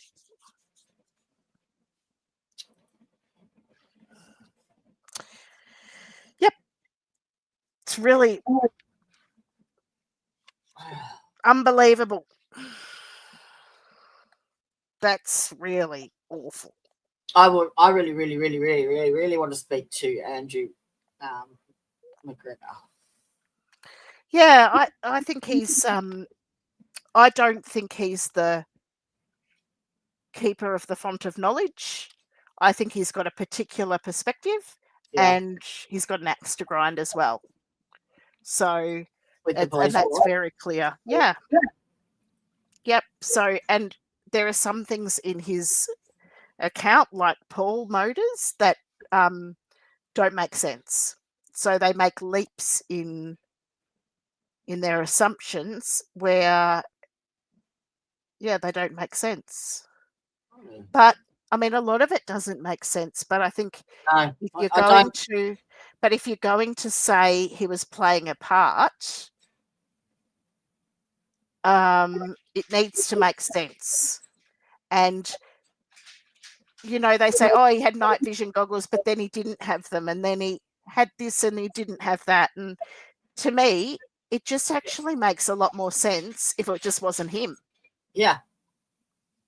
Yep. So there were witnesses that wanted to be interviewed but wasn't allowed. Witnesses that wanted to be interviewed when and by whom? I think she's talking about maybe Wendy Skur, and because they didn't ever get to trial, they never got to have their say, perhaps. Yeah, I think you might mean. Do you mean in a trial? Just use because they actually were interviewed by police. Who? Wendy Skur was interviewed by police. Yeah, they've got their statements, but they were never actually. She says that wanted to be interviewed but wasn't allowed. They were interviewed. Oh, maybe the wrong choice of words, I think. Yeah. But maybe you mean they wanted to give testimony or something. And I mean, the thing is that they didn't ask the right questions. So, and you don't know what you don't know. Like, you don't know what. I mean, yeah, if they just simply say a man with long blonde hair, a young man with long blonde hair, well, that Martin looks like that. So are we going to go into this now? I was just going to quickly. Oh, I thought you'd already done this. Okay. No. I'm getting really, really tired, I'm afraid. Yeah. Yeah, me too. I'm happy to discuss more psych stuff if people are interested in the psychiatry part of it. I've discussed much more psychology than I have the psychiatry stuff. Or we can But do another. or even the fitness to plead or whatever. I just wanted to point that, when he was in the hospital, just the whole, innocent before guilt, innocent, you know what I mean? I'm getting tired too. But yeah, there was no liberty whatsoever and forced to defecate in the sheets. I don't think that's actually what that means. I mean, it looks like to me. Okay. Might be. I mean, it looks. I can see that there are alternatives. I mean, I'm not saying there are not alternatives, but yeah. I know there are alternatives. That doesn't excuse it. It's awful, but yeah. But you also heard that media report where there are people's relatives, people and their relatives, and all of those people in the hospital. They're all in the same hospital. Yeah. That's what they kept. Such a hard thing. The staff and the hospital themselves, they were subject to like a lot of community stuff. They were getting graffiti, they were having death threats, they were all sorts of stuff. But that's why that police officer that was coordinating the guarding of him, there was at least 7 people at all times, plus doors, one on either side of the doors, and well, it takes 5. It takes 5 prison guards to take a prisoner who's of a certain level from prison to the hospital for a medical appointment. Yeah. So it doesn't surprise me there are 7. Doesn't surprise me at all, and they are not trained. They are just police officers. They're not prison guards. This was a mixture of police officers, guards, the SOG. Right. Yeah, I'm not surprised they used a mixture because they wouldn't have had enough otherwise. Yeah. Yeah. So I mean, I know there's 5. He said he quoted that if like his job was to guard him and protect as well, and he's basically said if anyone comes in and they want to take him, it's all yours. But he wouldn't have. He wouldn't have.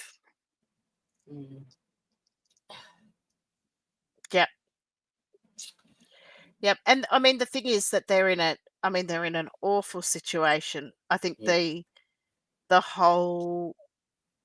I remember it so distinctly. I was there 2 years before in the March. Do you remember when it all unfolded? Do you remember that day? In fact, I rang my mum and she asked me what I was doing, what case I was doing, and I told her. And she's like, oh, wow, he was just mad. He was crazy. Really? Oh, right. Huh. That's interesting. Didn't believe me. Because most people I know had no idea he was crazy. Just thought I actually found a content creator that put out his story a couple of years ago, and I watched it, and it was the perfect example of what the narrative of the media was, and it basically it'd be very easy to follow that. Every time there was something that was really nasty or horrible, they would bring up that photo of him whilst he was being interviewed, and he makes him look crazy every time. It's that social where he laughs. No, it's just the photo of him, that one where he looks crazy. He's got the blue jumper on and the hair's everywhere, and it's just a horrible shot of him. But the photo. Yes, they brought that up every time. Where the eyes are changed. Yeah. The Australian was actually had to pay for that. They were charged. Oh, The Australian changed his eyes and his eyebrow facial characteristics. It's on Media Watch. ooh, Yeah, if you type in Media Watch Martin Bryant image, it comes up. It's very interesting. The Australian did it, yeah, but then everyone else used it. yeah. Crazy eyes. Watch, And they called it an editing glitch. blushy. But you can see that, you know, from that next day, he was already hung, drawn, and quartered. Yeah, they did. Well, they did it overnight. Yes. Media So Watch, that's Martin Bryant. What was it? Photoshop or Media Watch, Martin Bryant, the Australian photo. It'll come up. But there's a lot of questions about how they got those photos and whether those photos were actually given to police or whether those photos were left at the house for them to collect, whether Petra gave them to the police, whether she had them printed for them. Quite how they got circulated so quickly. yeah.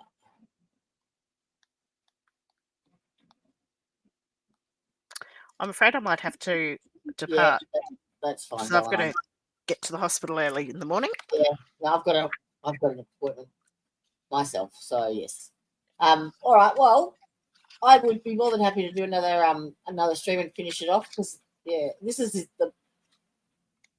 is like the pivotal assessment of it. So Yeah, it's really. I find when I saw that finger test, I felt so sad. Yeah. But yeah, it would have been really interesting if it had have gone to trial. I don't think he would have had any chance. And I say that looking at even how Erin Patterson went. I mean, they could have had a change of venue, but even from that next day, that reporter was saying. Well, they were hoping to move it to Victoria anyway. They were trying to, if you look in the early articles, they were trying to move it over to Victoria because they didn't think they'd get any sort of jury. Yeah. So there was certainly a lot of talk about that. I think they would have had to. And I did wonder whether maybe that's what why Gunson stayed on in there. Until after his charge. Yeah, and was then going to hand it over. I'm not sure because I think it would have had to have come over to Melbourne. I don't think they could have coped with it in Tasmania. No. Because of the backlash socially. Yeah. Yeah, he couldn't have had a fair trial there. No way. No. Mind you, the interesting thing is there was, I think in the end, there was only one person that was affected negatively by him, and that was Carleen. Like his sister was already interstate. She now Carleen's in WA as well. Now, I don't know whether the sister is still there, but I know Carleen's in WA now. I believe she lives in a monastery or a convent or something now. So she stopped visiting him then? Oh gosh, yes. Years ago. Years and years and years and years ago. Oh. So he has no one. No, he didn't want to see her. No, he didn't want to see her. Which is a very common coping strategy. I mean, it's interesting because my daughter's in hospital at the moment, and she often says to me, "No, don't bother coming in. I'm fine."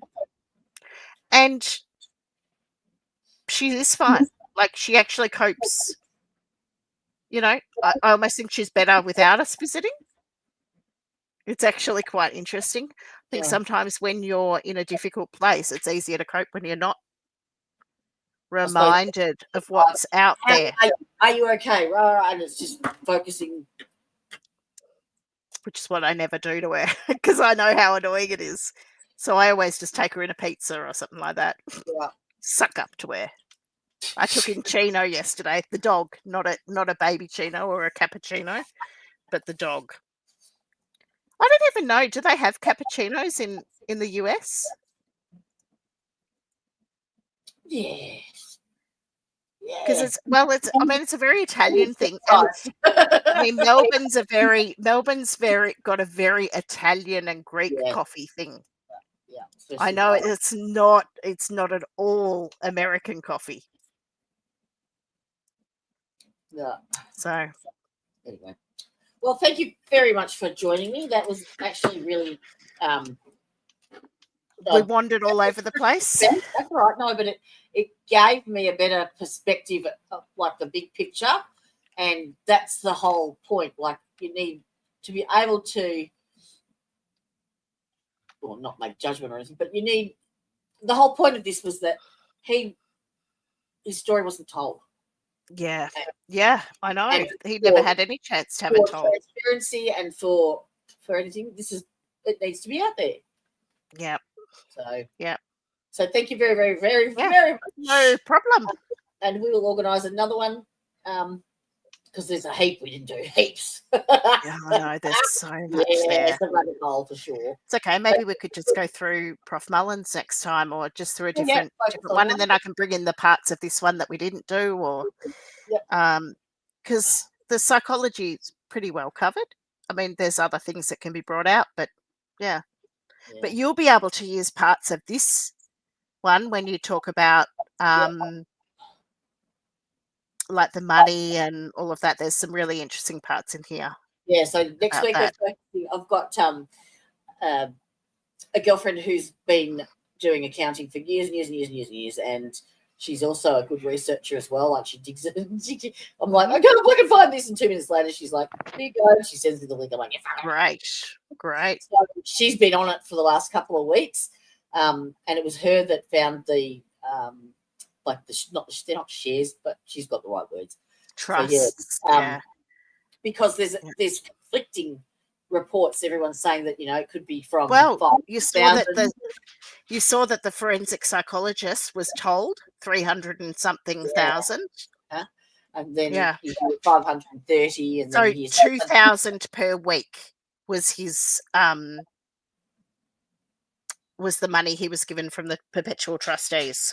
Yeah, so in 1993 they had a guardianship hearing and they said he wasn't capable of controlling his finances, and that's why they took over. And then, but the money, and that was largely due to the amount of money.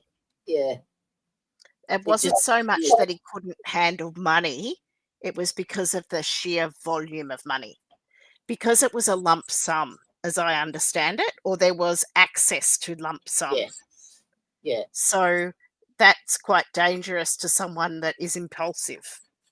And you can imagine if he was. Well, he didn't go to drugs, did he? No. No. Maybe he should have. I mean, he was questioned about it. So maybe he should have just gone, yeah. He would have ended up in prison anyway. I'm tired. You can cut that bit off the end of the stream, can't you? I know you won't. Yeah. Okay. All right, lovely. Thank you very much for joining us. And Wednesday we've got Brandy coming in from Letcher County, Kentucky.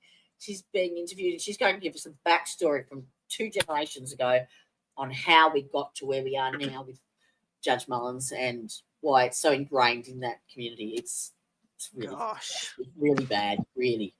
So that's this For Melbourne, it's Wednesday midday. For the US, it's 8 p.m. Tuesday night. So, and then we've got Helen Harvey next week. All right. So, cheers. He's looking up your address, and I'll see when I'm looking at you. Bye, bitches. Don't you be looking up my address. Just say bye. Bye. Bye.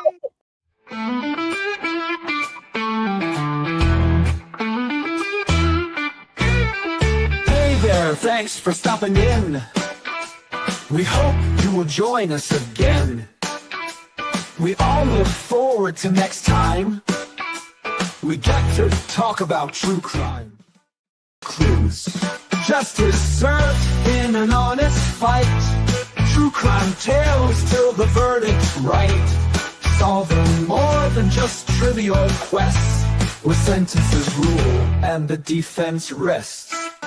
Our true crime family is great. All types of topics we debate. Smash that like and ring that bell. Hit subscribe, you might as well.